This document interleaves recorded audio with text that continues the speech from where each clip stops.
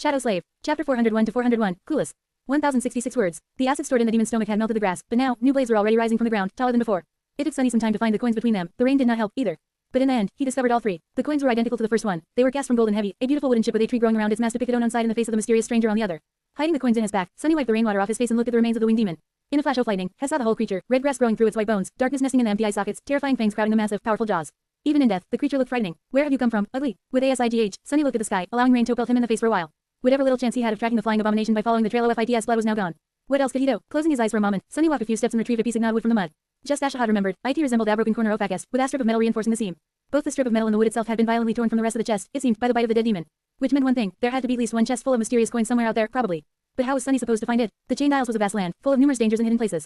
All Heck knew about the creature was that it had been mortally wounded by the dwellers of the dark side and then succumbed to the crushing. Speaking of the crushing, the rattling of chains thundered in the distance, announcing that the Iron Hand Island was entering the ascent phase. Sunny had to leave this place quickly. The next time he returned, the bones of the demon would most likely already be turned to dust. Gritting his teeth, Sunny walked over to the skull of the abomination and dislodged one of FIT's fangs with a powerful kick. Picking up the jagged bone dagger, Hess studied it for a few moments and then put it in his back. If all else failed, he would try to find and awaken with affinity to revelations and convince them to perform a divination upon the fang. There was one person capable of something like that on the Chained Isles, at least.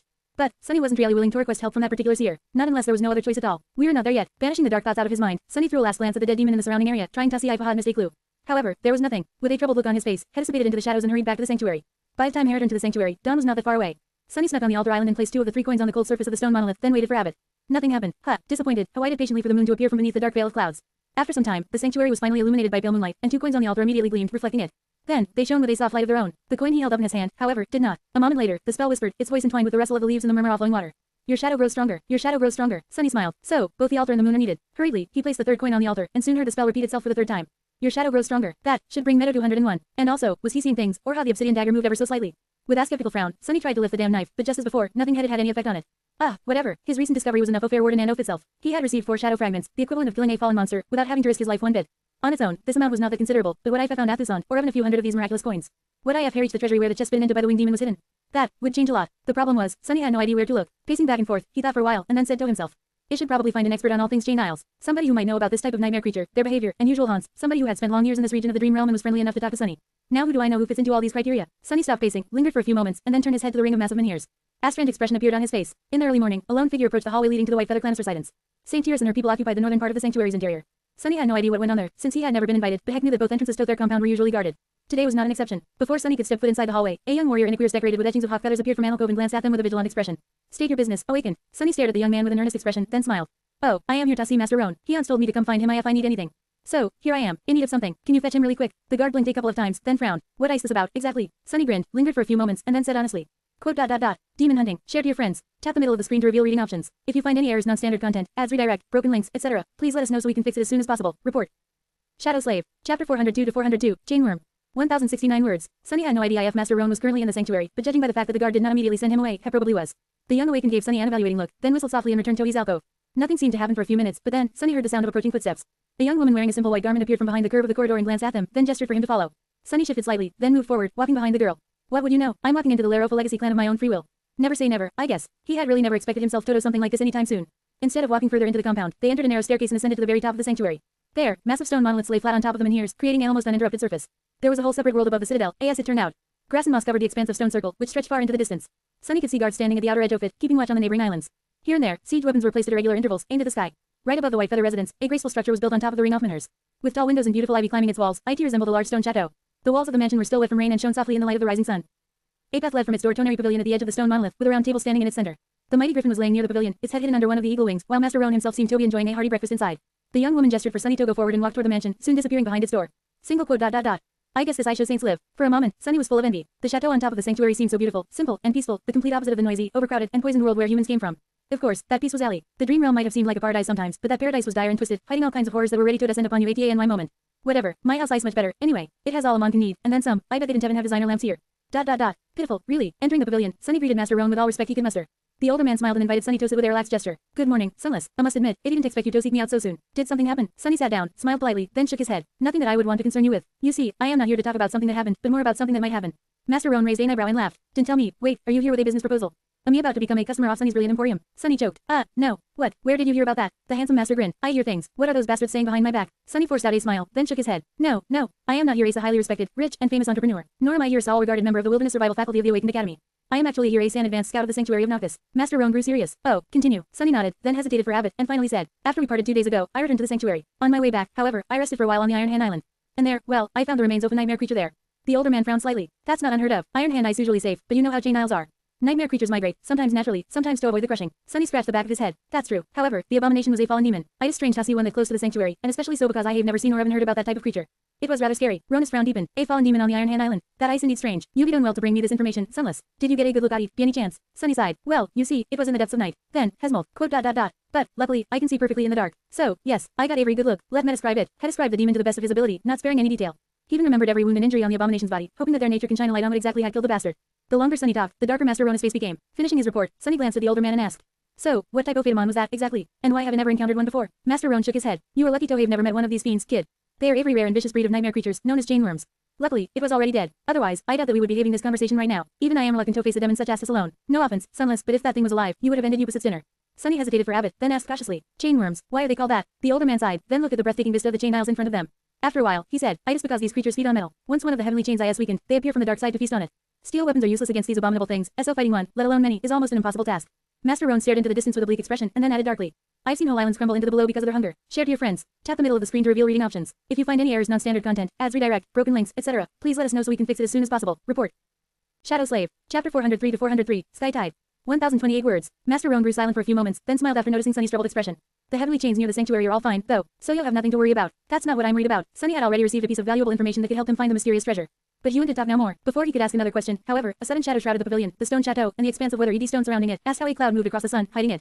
The sleeping griffin stirred and raised its head, its vertical pupils narrowing. Just a moment later, the shadow disappeared as suddenly as that appeared. Simultaneously, Astra and sound reached Sunny Shars. It was asked how Athus's wings wrestled as he cut the air. Then, a woman was suddenly standing at the edge of the stone ring, her silhouette outlined against the rising sun by a bright halo. It seemed asked how she had always been there, but Sunny could swear that there was no one near them just a second ago. Oh, the woman was tall and slender, her posture straight like an arrow. She was wearing a light steel armor, its pauldrons and greaves decorated with white feathers. Her long blonde hair was fluttering in the wind like a cascade of pale gold. When she turned around, Sunny saw 2 piercing amber eyes staring at them, and shivered. Her face was cold and stunningly beautiful, more akin to that of a goddess than of a human being. The woman's pupils were narrow and vertical, exactly like those of the mighty griffin. The ruler of the sanctuary had returned home. Crap. With a shudder, Sunny forced himself to look away and hurriedly bowed. This was his second time meeting Tiras of the White Feather clan, also known by her true name, Sky Tide, one of the few saints of the human race, the demigod in charge of the Chain Island. Just by virtue of existing, the saint exerted Astrand influence on everything that surrounded her. It was not oppressive, like the dreadful aura of Gunlock's golden armor, just different. As if the world itself was reacting to her. The blades of grass seemed to bend slightly toward her, the wind sang subtly lower as he approached, and even sunlight appeared to become a bit brighter in her presence. Master Roan shifted and rose from his seat. Good morning, Sunshine. Sunny flinched. What? It took him a couple of seconds to realize that the fearless griffin rider was addressing his wife, and not him. Sunshine, Sunshine, I spat how head-dressed a saint. Well, she's wife, after all. I guess, once he thought about it, everything made sense. But still, the idea of addressing a transcendent as Sunshine seemed very weird, for some reason. Sunny cautiously looked up and saw a wide smile on Rona's face. Saint Tiras herself, however, was as cold as ever. Good morning, R.O. Even her voice was cold and heavy, like the howl of an approaching storm.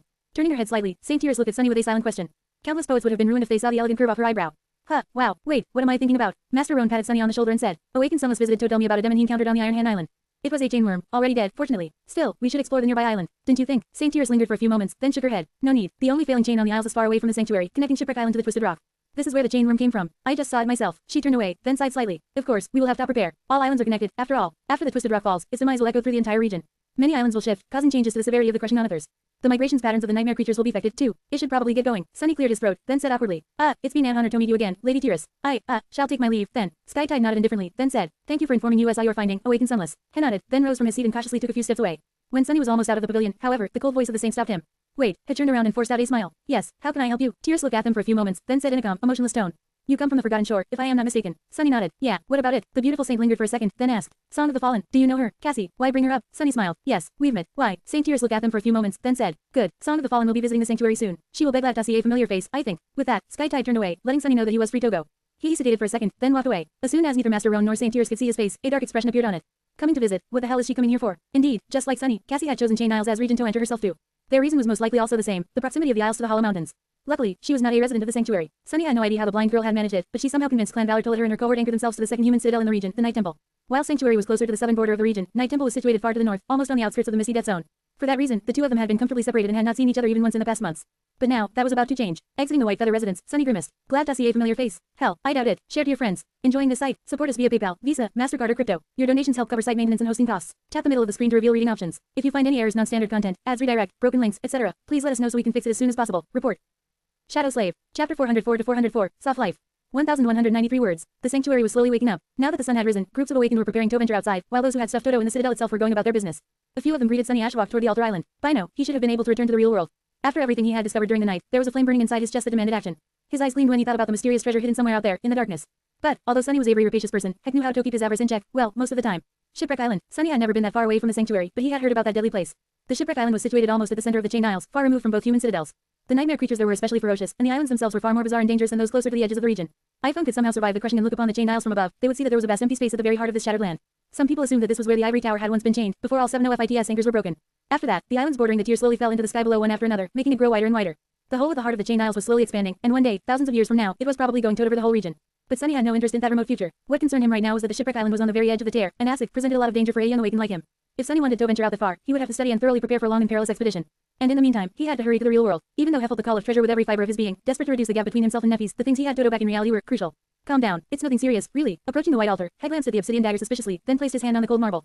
There's no reason to worry. So, the lid of the steel sarcophagus silently opened, letting out beams of light and clouds of cool mist. Sunny yawned and climbed out of the sleeping pod, then stretched with a satisfied smile on his lips. His body felt refreshed and energized, as if he just had a long, perfectly comfortable sleep, not at all like what he had to endure in the past 2 months while using cheaper academy pods. Now that is what I call money well spent. Indeed, the luxurious machine might have been the best purchase he had ever made. Not counting the mantle of the underworld, of course. Leaving the compact underground fortress of his basement, Sunny walked over to the kitchen, glanced at the broken remains of his fridge with a bit of shame, and retrieved a few ingredients to cook himself breakfast from the debris. Out here in the real world, it was currently early morning. Hasn't the happy shadow outside to observe the surroundings, and then turned on the stove. Real eggs, real lettuce and tomatoes, real bread, real bacon, real coffee, real juice. It took him just a few minutes to cook himself a breakfast that would have been considered the epitome of lavish lifestyle Bienian heaven to the outskirts. Walking to a dining table that was too large for one person, he placed his breakfast on its synthwood surface and activated his communicator. There were no new messages, and he didn't really know what else to do with that thing. Usually, people of his age would have an active presence on the network and feeds breaking with all kinds of news, events, and videos, but Sunny had almost no digital presence whatsoever.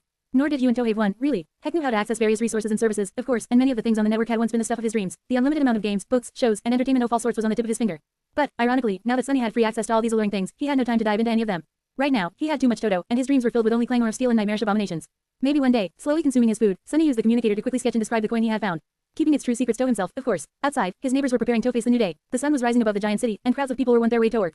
The shadow found a hidden spot on the porch of his new home and observed the quiet street from its shelter. It saw a few PTVs drive by, humming slowly as he rolled or levitated toward the exit from the terrace district. Several well-dressed adults walked by, heading for the public transport terminal. Sometime later, it was time for the students in school uniforms to follow them. Sunny sipped coffee and observed these children through the shadow, trying to imagine himself having such a life. Waking up in a safe home, eating the delicious food a parent had prepared for you, not having to think about where your next meal would come from. Going to a place where an unlimited amount of knowledge and mentorship was available to you, completely free. Having no real worries and no real fears. Just living. What a strange existence that would be. Hess stared at the students with a complicated expression. They were so soft. Their clothes were soft, their eyes were soft, and their lives, too, were soft. How were these children going to survive the real world? The real world was hard, cruel, and unforgiving, just like Sunny himself was. A person like him had a much better chance of surviving in such a world. Not to mention the hellscapes of the dream realm. Finally, the stream of students grew thin. One of the last to walk past Sunny's house was a young girl of around 14 years. She was about as tall as him, with pale skin and black hair. The girl seemed a bit uncomfortable in her own body, like all teenagers tend to be, and the school uniform did no favors to her slender physique. Her dark eyes, however, were very sharp and clear. Luckily, unlike her brother, Rain seemed to have taken after their mother, who was a rather attractive young woman from what Sunny remembered.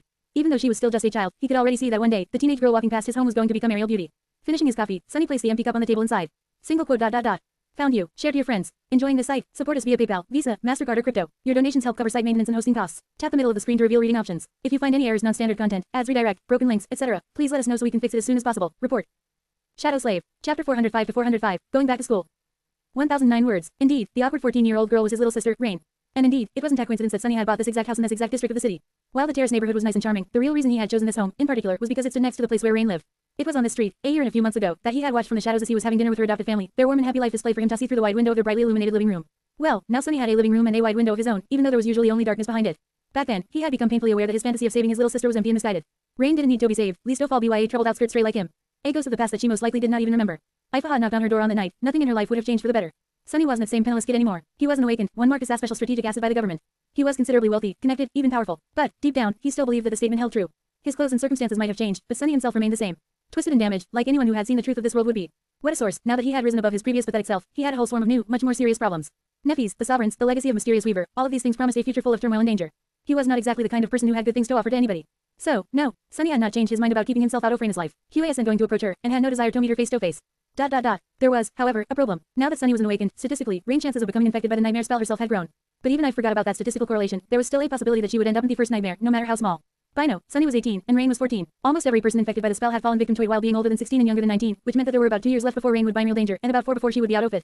Even if they were more or less strangers and didn't tell anything to each other, Sunny felt responsible for her. Perhaps Rain did not remember him due to how little she had been at the time of their separation, but he remembered everything. Tohim, she was the last memento of their long-lost home. Now that he had the ability to pull some strings behind the scenes to ensure that her chances of surviving the first nightmare were enhanced, be it through access to better battle instructors or something else, he couldn't just sit still and do nothing. But to do that, he first needed to understand how well Rain was being prepared already. Hence, he built a house near the place where she lived and let his shadows loose to explore the neighborhood and spy on her and her family. When I put it that way, it sounds a bit creepy. Sunny stood up, yawned, and shrugged. He was an awakened whose power lay in shadows, deceit, and bloodshed. Before that, he was a street rat willing to do anything in order to survive. Mundane humans had no idea about what he had gone through, what he had done, and what he was capable of as a result. If they did, they would probably be horrified. So, a little hint of creepiness was only to be expected. Putting on a warm hoodie, he walked outside, hid his hands in his pockets, and headed toward the public transport terminal at as low pace. His shadow was a few hundred meters ahead, stealthily following Rain and keeping an eye on her. No one was the wiser to its presence. Sunny sighed and looked at the cloudy sky. Time to go to school, I guess. Rain went toward her lead school, as it turned out. Judging by the prices of the homes in the terrace district, Sunny knew that her adopted family was reasonably well-to-do, but it seemed that he had underestimated either their wealth or their connections. The school was not the most prestigious out there, but it was close. Enough that only the kids of government officials and conglomerates attended it, for the most part, of course. There were a few kids who seemed to here because of their academic achievements, but not enough to make a difference. The children of government servants arrived on public transport. Like Rain, the chables came in expensive PTVs, which were controlled by personal drivers. Sitting at table in a cafe a kilometer or so away from the heavily guarded entrance to the school, Sunny suppressed the desire to whistle. That's like something out of a drama. I wonder if he'll see someone getting slapped in the face today. Suddenly remembering his first encounter with Master Jet, Sunny coughed and rubbed his cheek in embarrassment. The happy shadow was still following Rain, stealthily moving from one shadowy patch to another. Then, it waited for a good opportunity and dove inside the shadow phone of the kids walking toward the same classroom Asher. Sunny got comfortable and ordered a few pastries and a pot of tea. He couldn't quite believe that he was going to waste time attending school. Of all things, even IFITWAS in that very strange manner. He hadn't been to school in in years already, not counting the months spent in the academy. Well, this should be interesting. Share to your friends. Tap the middle of the screen to reveal reading options. If you find any errors, non-standard content, ads, redirect, broken links, etc., please let us know so we can fix it as soon as possible. Report. Shadow Slave. Chapter 406 to 406. Educated guess. 1,164 words. A couple of hours later, Sunny was ready to claw his eyes out. Not because the lessons stopped Rain in school were boring, but because he had to watch a bunch of entitled kids exist in an enclosed space and make it hard for everyone to learn anything as possible. The elite school seemed like a place of learning, but in fact, it was more like a battlefield. The hidden politics among the students and the hierarchy of numerous cliques they formed were more complex than the ruthless strife between the factions in the Bright Castle, and judging by their behavior, just as dire. But it was not. Noon's life was at stake. No one was going to be exiled and starved to death if they did a wrong thing. All of this was simply about prestige, vanity, and standing. It was utterly stupid. However, once Sunny thought about it a bit more, he realized that it was not. Not to them, and maybe not at all. These kids were put under immense pressure, assigned a numerical value, and forced to compete with each other. As a result, they inevitably developed a fierce sense of resentment toward their rivals, which was only made deeper by the deep sense of insecurity the system instilled in them. No wonder they were at each other's throats. The school was, in fact, not only meant to teach the kids the skills necessary to survive and thrive in the real world, but also to destroy the very same softness Sunny had pondered about a few hours earlier. It wasn't her to imagine that, at the end of it all, the best and most resilient students would become harsh and jaded, while the rest would simply be broken and discarded. A wasteful system, and one of very questionable effectiveness. Sipping tea in the quiet cafe, Sunny shook his head. Rich people. Luckily for him, Rain seemed to be unaffected by the vitriol her classmates appeared to be more interested in than the actual studying. She sat calmly at the back of the class, avoiding getting embroiled in any drama, and dutifully learned everything the teachers explained to the students. The lessons themselves, surprisingly, turned out to be very interesting. Sunny even found himself enjoying these hours very much. There had not been any combat lessons yet, but had managed to catch this chill version of the wilderness survival course, as well as listen to her intriguing lecture about the early exploration of the dream realm. He also saw a lesson dedicated to various nightmare creatures, their biology, capabilities, and weaknesses. If he had known that much during his first months on the Forgotten Shore, well, it would not have changed much, really. No matter how much Apperson knew about these things, no sleeper was meant to face challenges of that magnitude. And yet, he couldn't help but feel a bit wistful. He had been denied access to this treasury of knowledge socket. Who knew how his life would have turned out otherwise? It would have been a lot more interesting and enjoyable, at least. By then, he had some idea of Rain's depth of knowledge and overall readiness for the nightmare spell, but he still did not know how well she was really being trained. He had to see her during a lesson in combat for that. After a while, Sunny had become a little bit bored. Listening to a lecture about spell tech absent-mindedly, he looked around the cafe. At this hour, there were intelligent people there, but that was swiftly changing. The white-collar workers from the surrounding buildings were now on their lunch break, as were senior students of the school. Several noisy groups were occupying tables near him, so he couldn't help but catch bits and pieces of their conversations. No way, when is it coming out? In a couple of months, I think. Who will play the female lead, then? No, wait, let me guess. These guys were apparently discussing some upcoming film, excitedly wondering about the casting. Something about their conversation appeared strange to Sunny, but he didn't pay it too much attention. None. That icy mindset of a true battle master. No way he meant to say that. Who do you think Lord Mongrel is? Nobody. Of course not. He only said that because he considers social status and renown meaningless. In the eyes of a warrior, such things are not even worth mentioning. The only thing that matters is your strength. That's he hides his noble upbringing. Sunny stared at the couple of young men that were in the middle of a heated debate, then shook his head. That is hilarious. What are the chances? Apparently, there was someone else out there with a similar alias. And that guy, from what Sunny could hear, was not only a total buffoon, but also went around calling himself a LORD, pretending to be some wise philosopher and teaching people how to be true warrior. What Anadiat? Well, figures. Only Anadiat would choose such an alias on purpose, after all. I wonder what this guy's problem is. Has to be horribly insecure about something, for sure. Then, however, he had to focus on Rain again, because she was finally heading for the Shulzaho. The combat lesson was about to begin. The instructor, surprisingly, turned out to be natural awakened. It was a man in his late 30s, with a mighty build and cold eyes of an experienced fighter. Sunny couldn't tell what aspect the man possessed, but he was obviously not a sheltered non-combatant. Rain's instructor was the real deal. He had to have enough money to never be required to work a single day in the real world. So the fact that he was teaching a bunch of kids in a school meant that he was doing it either because of his principles or because of an obligation to their parents. In any case, it was a good thing for Rain. In the next hour or so, Sunny watched the students train and fight each other with various weapons. He expected them to use fake ones, but to his surprise, the awakened instructor insisted that the kids both wore heavy protective gear and wielded real ones, even if the weapons were blunted to not pose aerial danger. Good approach, I guess. Rain's level was better than he had expected. Not comparable to someone like Castor or Nephis, of course, but miles better than anything he would have been able to at their age. She was swift, nimble, and strategic, utilizing every opening the opponent presented to her full advantage. She seemed to prefer using ranged combat, but could hold her own namely with the help of a wide range of weapons, from a long spear to a lightsaber. There were kids who were better than her, and those who were worse, but none who could compare to her in terms of wits. And yet, a deep frown appeared on his face. There is one thing that is lacking. Viciousness. His sister was not nearly vicious enough. Share to your friends. Enjoying this site? Support us via PayPal, Visa, MasterCard or crypto. Your donations help cover site maintenance and hosting costs. Tap the middle of the screen to reveal reading options. If you find any errors, non-standard content, ads, redirect, broken links, etc., please let us know so we can fix it as soon as possible. Report. Shadow Slave. Chapter 407 to 407. Dreamscape qualifications. 1,045 words. Judging that he had seen everything he needed to, Sunny rose and left the cafe, then headed home. The happy shadow left the premises of the school, unnoticed, and soon wrapped itself around his body. But not before showing how proud and satisfied it was with its flawless performance. Yeah, you did well. On his way back, Sunny was thinking over what he had learned about Rain. His sister seemed to be smart and well-adjusted, and receiving the kind of training most kids in this world could only dream about. But was I to not? Had it not know? No one could know, really. After he had returned from the Forgotten Shore, several people told him that they would have never survived in that hell. But their words rang hollow to Sunny, because how would they know? Until Apperson was thrown into a situation like that, there was no way to tell what would remain of the resolve once everything else had been stripped away. Brave people broke, while cowardly ones found strength that they had not even known was inside them. Kind people became cruel, while cruel people became lost. Only by looking at a mirror of a nightmare could one truly see their real face. Before Sunny entered the Forgotten Shore, he had thought himself Toba strong. But once there, he had to learn the hard way that his strength was brittle and illusory, that it could shatter under the smallest amount of pressure. To survive, he had to build within himself a new kind of strength, one that could not be broken by anything or anyone. That was how he had survived. How was he supposed to know how rain would measure against the horrors of the spell? And how was he supposed to make her chances of surviving its trials better? Consumed by these thoughts, Sunny returned home and tried to put his mind at ease. This was not something that he could decide in a hurry, anyway. For now, he had many other things to do. Activating the dreamscape pod, Sunny climbed inside and closed his eyes. Time to relax a little. At least out there in the dreamscape, things were simple. He just had to fight, learn, and win. Granted, his previous visit to the Coliseum had turned out to be a fiasco. But Sunny had high hopes for more elite arenas. He just had to gain enough victories to enter them, about 70 more to gain access to the lower rank professional dreams. Not that hard. He had lost all interest in dueling with amateurs, and couldn't wait to meet better opponents who could teach him a variety of polished styles. Ah, better do it quickly. Appearing on the sand of the Coliseum, Sunny sighed behind the mask and willed the soul serpent to assume the form of the Sombra Odachi. Huh, that's weird. For some reason, today, many more people wanted to challenge him. A lighter crowd of awakened assembled around Sunny and Asmano Faminute, staring at them with disturbing intensity. Also, the challengers seemed to way more talkative. What's up with these fools? Hey, mongrel, what is your real name? Sunny stared at the young woman challenging him, then answered with slight irritation. Mongrel. She smiled knowingly, as if struck by a mysterious epiphany, then asked. What style do you practice? Sunny frowned behind the mask. I practice no style. The girl opened her mouth to say something else, but H.E. interrupted her by stepping forward and activating the challenge. 2 seconds later, the girl's dead body was already turning into a rain of sparks. Why are they so chatty today? I didn't have a lot of time. If I want to enter a professional arena next time, I have to be fast. Looking at the crowd of awakened, Sunny sighed dejectedly and growled. Words are worthless, silence is gold. Didn't toss my breath. The challengers looked at each other with weirdly enlightened expressions, then grew quiet. That's better. At least 3 understanding bunch. Now that people seem to have lost their desire to chat uselessly before every damn duel, things went much faster. Sunny had no plans of copying the styles of these talented amateurs today, so he could be as as possible. It required him to really exert himself, though. They were all awakened, after all, each and every one of them. Behind the black mask, Sunny was sweating on ocean and silently whispering curses. But what could he do? He just had to get it done. Because Head took no breaks between the duels, his reserves of shadow essence grew dangerously low at some point. Sunny was forced to command the soul serpent to return Toei's body to accelerate the accumulation of essence and slow down its expenditure. Noticing that he had dismissed his sword, the challengers assumed that Huey isn't going to fight anymore and sighed with disappointment. Glancing at them, Sunny gritted his teeth and hissed. Next, he was not that far from accomplishing his goal for today, and the mantle of the underworld was like a weapon itself. Especially IFHE manipulated its weight to make his blows carry the weight of a mountain, metaphorically speaking. His aching muscles protested, but he knew the torment and continued. Just a few more. As next challenger stepped forward, Sunny dashed toward him, deflected the glancing blow of a spike mace with a vambrace, and struck the young man in the face with all the strength he could muster. The black onyx gauntlet grew terribly heavy as it flew through the air, connected solidly, and caused the young man's skull to explode, more or less.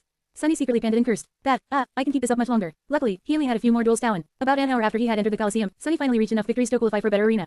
By then, he was so tired that he felt like throwing up. Goddammit, that was incredibly tough. All in day's work, I guess. Throwing one last glance at the crowd of silent awakened, Sunny shook his head. What a bunch of weirdos. With that, He gave the dreamscape the command and left the illusion, both exhausted and satisfied with his progress. Left alone on the sand of the Coliseum, the challengers remained quiet for a few minutes. After a while, one of them said. He shook his head. Another awakened sighed heavily, then said in a solemn tone. Yes, we're not worthy enough. Share to your friends. Enjoying this site? Support us via PayPal, Visa, MasterCard or crypto. Your donations help cover site maintenance and hosting costs. Tap the middle of the screen to reveal reading options. If you find any errors, non-standard content, ads, redirect, broken links, etc., please let us know so we can fix it as soon as possible. Report.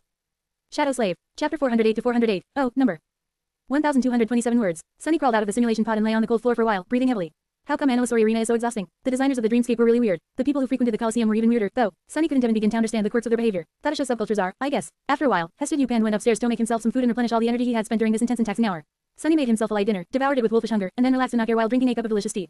Ash rested, his communicator buzzed. He took a sip of Fia, then opened the message Effie had sent him. Hey Doofus, have you seen this? I think I found a new boyfriend for your girlfriend. The message ended with a winking emote and an edged video link. Perplexed, Sunny clicked on the link and spit out all of his tea. Forgetting to wipe his chin, Hess stared at the holographic screen in front of him with wide eyes. What the hell is this? The video was, of him, off his duel in the dreamscape, to be precise. Cut in stunning quality, the recording of his short duel against the young man in his armor was playing on loop, set dominating in epic music. The caption read, Mongrel victorious. Sunny stared at it for a while, then slowly lowered his gaze and looked at the view count beneath the video. 7 zeros. Was that Leo Striker guy someone famous? Sunny only came to his senses because of the pressure of his flaw. Gritting his teeth, hasn't FEA short message. I have not seen this. What the hell is happening? Feeling apprehensive, he went on the network and typed, Mongrel, dreamscape, in the search bar. Immediately, thousands upon thousands of results showed, all featuring the fearsome image off Weaver's mask. Sunny gulped. Oh, no. He opened the first link, and almost spat blood. Mongrel defeats Leo Striker, Taoist Safer, and the Fool in 3 strikes. The short montage of a bunch of his duels played, this one had even more views. That doesn't even make sense. Were those two famous as well? What 3 strikes? I hit the second die twice. Feeling an approaching headache and a bit of panic, Sunny scrolled through the feed, growing paler and paler with each second. There were countless videos, captions, and discussions. Thousands of people were fervently debating his duels, his identity, and the hidden meaning of his words. It seemed as if they had somehow become convinced that he was some sort of a profound sage, going around spouting words of enlightened wisdom. There were whole discussion boards dedicated to interpreting his teachings. Oh, no. Sunny grabbed his head, realizing that the buffoon he had heard being discussed in the cafe was him. Come to think of it, many O'Frank's classmates had been talking about this stuff, too. Had she seen this garbage as well? He groaned. At least no one seemed to have any idea about who Mongrel was. His efforts to obfuscate his identity were working, as was Weber's mask. But the worst was still to come. As Sunny was studying the mess he had made, new notifications started appearing in the feed. Mongrel returns. Mongrel decimates the Coliseum. 70 victories in 60 minutes. Lord Mongrel's shocking rampage. Mongrel is Saint Redacted S bastard son. Confirmed. He closed his eyes. Single quote ... Gods, what ice this crap. Opening a random link. He read in horror. Mongrel #1 sympathizer. I was there, guys. It was incredible. He was like a natural disaster. So awesome. Random shoe. Did you hear what he said? Mongrel #1 sympathizer. Words are worthless. Silence is gold. So profound. My whole outlook on life changed. Random shoe. Wow, my dad used to tell me that same thing when I tried to talk to him after school. Mongrel number 1 sympathizer. Wait, Shu, are you Mongrelson? User random Shu changed their name to Mongrelson. Mongrelson, errant wheel Mongrel children. Sunny closed the link and went to another page. Silence is gold. One strike of a sword is worth more than Athos on words. An in-depth analysis of the post-neo-nihilist philosophy of Mongrel. Post-neo, what? Stupefied, he opened another link. Reacting to Mongrel 70 wins. You gasp, you lose. And another. Mongrel does not believe in styles. Styles only separate men. And another. I spent a night with Mongrel. A candid confession of a former idle trainee. Deactivating the communicator, he sat quietly for a while and then groaned again. Oh, no, the new recording of Mongrel's stunning performance in the Colosseum flew around the globe in a time at all. Starved for new information about the mysterious demonic fighter, people became glued to the screens of their communicators. They were not disappointed by what they saw, to say the least. Mongrel's already considerable renown, or infamy, depending on who you ask, became even more widespread. Sunny had grown up in the outskirts, so he had never been really exposed both to the network culture and to the peculiar fanbase of the dreamscape. That was why he had severely underestimated the effect his recent visit to the amateur arena would have on the people interested in these things. He had only wanted to reach the number of victories required to access the professional duels as fast as possible, but failed to take into account how outstanding the feat of defeating 70 opponents in just 1 hour would look from the side. Especially considering the fact that he had killed the last half-a-dozen or so with his bare hands, not even bothering to use a weapon. These last few duels look especially striking, impressive, and gruesome. If before people called Mongrel a sword demon, now he had become just a demon in their eyes. What a source, even though it took all of his power and lots of effort for Sunny to achieve these victories, due to the fact that his face was always hidden behind the fearsome mask, he appeared to be completely calm and indifferent, as if defeating so many people in Nara was nothing to him. A walk in the park, added to the fact that he had dismissed his sword near the end of the hour and then left after shaking his head, it seemed as how Mongrel was not only a demon but also held all the rest of the duelists in utter contempt. Mongrel was disappointed in them. That disappointment ignited a fire in the hearts of many duelists of the dreamscape, pushing them to train harder, reach higher, become stronger. Mongrel's status was always in front of them, reminding these young men and women what they were striving to achieve. Mongrel, victories, 100, defeats, 0 inches. And of course, all of them continued to wonder about his true identity.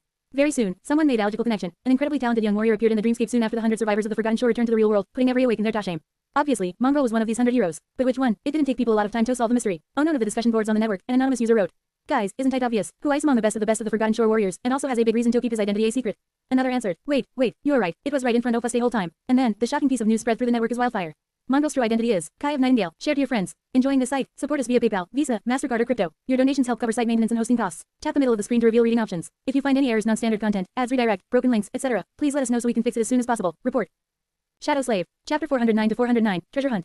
1,198 words. Nightingale Representative Agency publishes an official statement. Popular idol and fashion icon, Knight, ISNOT the controversial dreamscape sensation, nor has he ever participated in any scandalous activities under the alias Mongrel. Sunny read the latest news title on the screen of his communicator and covered his face with AHAND. Oh, gods, how did poor Kai end up being involved in this mess? Had the world gone completely insane? Has stared at the message icon at the bottom of the screen nervously, half expecting to receive an angry message from his friend. Or was IT up to Sunny to apologize in advance? Kai had seen him purchasing the mantle of the underworld, after all. Even though the onyx armor did not look the same as it had before being repaired and turning from pure stone to the strange stone-like metal, there was a possibility that he would recognize it. Ah, why is life so hard? Sunny shook his head resentfully and stared at the ceiling. And then there was the issue of Rain. Sunny had watched her walk home through the eyes of the shadow, and was once again consumed by uncertainty. Did he need to intervene? What was the best way to help her? Did she even require his help? There was no easy answer to any of these questions. Had turned off the communicator, sat in the darkness for a while, then stood up and went to the kitchen. Retrieving all the things that could spoil quickly from the ruined refrigerator, Sunny cooked himself a decadent dinner and ate in tense silence. Single quote. To hell with this. I'll deal with all these problems after returning from the shipwreck island. It shouldn't take Matt that long to reach it, investigate, and come back anyway. A week had missed. Why waste time on all this nonsense when there was a treasure waiting for him in the dream realm? Sunny had already retrieved all the pertinent information he could find from the Academy database. All Awakened had some level of access to the base of shared knowledge about the dream realm and the nightmare creatures, and due to his position as research assistant assigned to the wilderness survival faculty, he had more than most. It wasn't really enough to venture on such a dangerous expedition, but at least gave him a basic understanding of what to expect. The rest he was going to have to learn from the people in the sanctuary who had actual experience of traversing those parts of the Chain Isles. And then, there was also Cassie, she could help him even more. With a dark grimace, Sunny washed the plates, spent a few moments admiring their design and craftsmanship, then went about preparing himself for a long stay in the dream realm. Soon, he entered the basement, activated the maximum level of security measures, and climbed into the steel coffin of the sleeping pod. As lid of the sarcophagus closed, he sighed and thought, 1 week, I bet everyone will forget all about this mongrel idiocy in a week. His gloomy shadow dejectedly shook its head. It took Sunny a whole day to talk to everyone he needed to talk to and gather enough information about the shipwreck island and the routes he could take to reach it. As it turned out, the journey promised to be even more perilous than he had expected. Awakened did not usually go that far into the wilderness of the Chain Isles alone, and even established cohorts were reluctant to venture this close to the tier. The nightmare creatures out there were ferocious and powerful, and the islands themselves presented more danger than here on the edges of the region. Those people did not have his aspect, though. Sunny did not consider himself to be more powerful than a full cohort of experienced Awakened would be, but his powers were tailored perfectly for scouting, traversal, and escape. Even if he was going to find himself facing against an overwhelming foe, he was reasonably certain of his ability to at least run away. Plus, he had Saint. The taciturn demon was worth half a cohort alone and by herself. As Sun was crawling down from the heights of the sky above, he found himself in his room, studying the makeshift map of the Chain Isles. On it, Sunny had marked the potential routes to the shipwreck isles, as well as known dangers he would face on the way. Of course, such a map was not completely reliable. Nightmare creatures tended to migrate and travel between islands to escape the crushing, but the really terrifying ones tended to stay put. Even taking into account that some of the places he went to Gothro could turn out to be inaccessible due to entering the ascent phase, Sunny was more or less sure that he could reach the shipwreck island in 3 to 4 days while remaining comparatively safe. With one exception, no matter how he looked at it, he was going to have to traverse an island known among the inhabitants of the sanctuary as Reckoning. Not much was known about that place except for the fact that several cohorts lost members there, while others had not come back at all. Apparently, the creature that inhabited the island was especially twisted and deadly, and was capable of messing with a person's sight. No one really knew what it was, however. All that Sunny was able to find out was that the creature was most likely not corrupted. People were under the impression that it was of the fallen rank, but had different opinions on what its class was exactly. It didn't seem to be tyrant, at least. I can fight perfectly well even if it plays tricks with my sight. And it's not like I have to defeat it, or even fight it, really. I can just slip past and be on my way. With ASIGH, Harold the map Upan placed in his back. There was already avid of food and a few supplies for a prolonged journey there. Sunny couldn't take too much with him, since there was a rather small limit on the weight of things he could pull with himself into the shadows. Heck could also only do so with inanimate objects, at least for now. He had no idea if that was going to change in the future. Finally, he opened his chest and took out the fang he had retrieved from the dead chain worm on the Iron Hand Island. Sunny stared at the fang for a long time, a dark expression on his face. Cassie was going to visit the sanctuary soon. With this thing and her affinity to revelations, Sunny could make his expedition much safer, not to mention increase his chances of actually discovering the treasure. Or Heck will avoid having to ask her for help and take much more risk, with no guarantee of success. After a while, Sunny threw the fang back into the chest and closed the lid. I'd rather die, honestly. With a grim smile, he locked the chest, picked Euphis back, and headed to the exit. As Sun rolled into the dark embrace of the sky below and disappeared, he left the safety of the sanctuary behind, approached the edge of the island, and jumped toward one of the heavenly chains. Share to your friends. Enjoying this site? Support us via PayPal, Visa, MasterCard or crypto. Your donations help cover site maintenance and hosting costs. Tap the middle of the screen to reveal reading options. If you find any errors, non-standard content, ads, redirect, broken links, etc., please let us know so we can fix it as soon as possible. Report. Shadow Slave. Chapter 410 to 410. Reckoning. 1,273 words. Sunny traveled northwest, trying to cover as much distance during the night as could. He rushed across gargantuan chains as a swift shadow, soared up onto the island, traversed them on foot, and dove into the darkness once he reached the other side. He was moving across the chain aisles with enviable speed, but still not as fast as someone capable of flight would. Using Shadow Step expended a lot of shadow essence, so he had to replenish it often to continue riding the heavenly chains. That, however, put him in a lot of danger. The islands were teeming with nightmare creatures of all kinds, as well as deadly natural, well, unnatural, really, threats. Sunny had to remain cautious at all times, keeping one shadow wrapped around his body while the other scouted ahead. Head in the shadows to avoid fighting with wandering abominations or, if there was no other choice, teleported away. These jumps, however, only served to over more of his essence, forcing him towards and circulated through the coils of the soul serpent asteroid for his course to fill up. Most of the time, he didn't feel like there was a real threat to his life. Sunny's combination of attributes and abilities made him every hard prey to hunt. No matter what kind of a horror tried, he always managed to slip away, for now, at least. As long as Asha did not venture into the territory of the really terrifying nightmare creatures, like those corrupted fiends that claimed some of the island's earthy beings that dwelled on the dark side of them, he was going to be alright for as long as Ash managed his essence carefully. Against those powerful abominations, though, even being a shadow was not a guarantee of safety. Hestel remembered the two ghostly torches in the dungeon beneath the ruined cathedral in the dark city. On his way, Sunny visited many islands that he had already explored before, and some that he never had a reason to visit. Each was lethal in its own way, and hid alluring mysteries, most of which were bound to turn out to be nothing but inescapable traps, of course. He suppressed his curiosity and moved past. With two skies full of bright stars, the chain aisles were stunning at night. Even while rushing forward and hiding from the abominations populating this breathtaking and terrible land, Sunny couldn't help but marvel at its dark beauty. But beautiful things were the most dangerous. By now, he had learned that lesson all too well. At dawn, Sunny finally reached the island that was supposed to be the first stop on his journey. It was a desolate place where nothing lived, with rocky ground and plenty of small impact craters that had been left behind by the debris on the neighboring island. The chains holding that island in place had broken once, a long time ago. As a result, not restrained by anything, it soared high into the sky and eventually fell apart, ripped to pieces by the crushing. Its remaining neighbor was not of any particular interest to Sunny, but it was a good place to rest and catch his breath. Hiding in one of the craters, Sunny ate a miserly breakfast and drank from the endless spring. Then, he looked at the rising sun, studied his map for a few minutes, and summoned Saint. As Taciturn Demon stepped out of his shadow, at enough of a distance to not subject him to the soul-eroding effect of the broken oath, of course, Sunny glanced at her, tiredly rubbed his face, and said, I am going to sleep. You stand watch, please. The shadow stared at them indifferently for a second, then knocked an arrow on the string off her bow and turned away. Sunny sighed. Heck will do without sleep for a couple more days, but it was wise to keep himself in the best possible shape. One never knew what could happen in the dream realm, after all. Using his pack as a pillow, Sunny lay down and closed his eyes.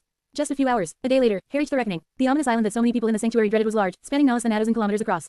What a source! It was supported by only two chains, which were situated almost exactly opposite of each other. To get to the next one, Sunny had no choice but to travel the whole length of the island. There was grass covering the ground, with a forest of tall evergreen trees visible in the distance.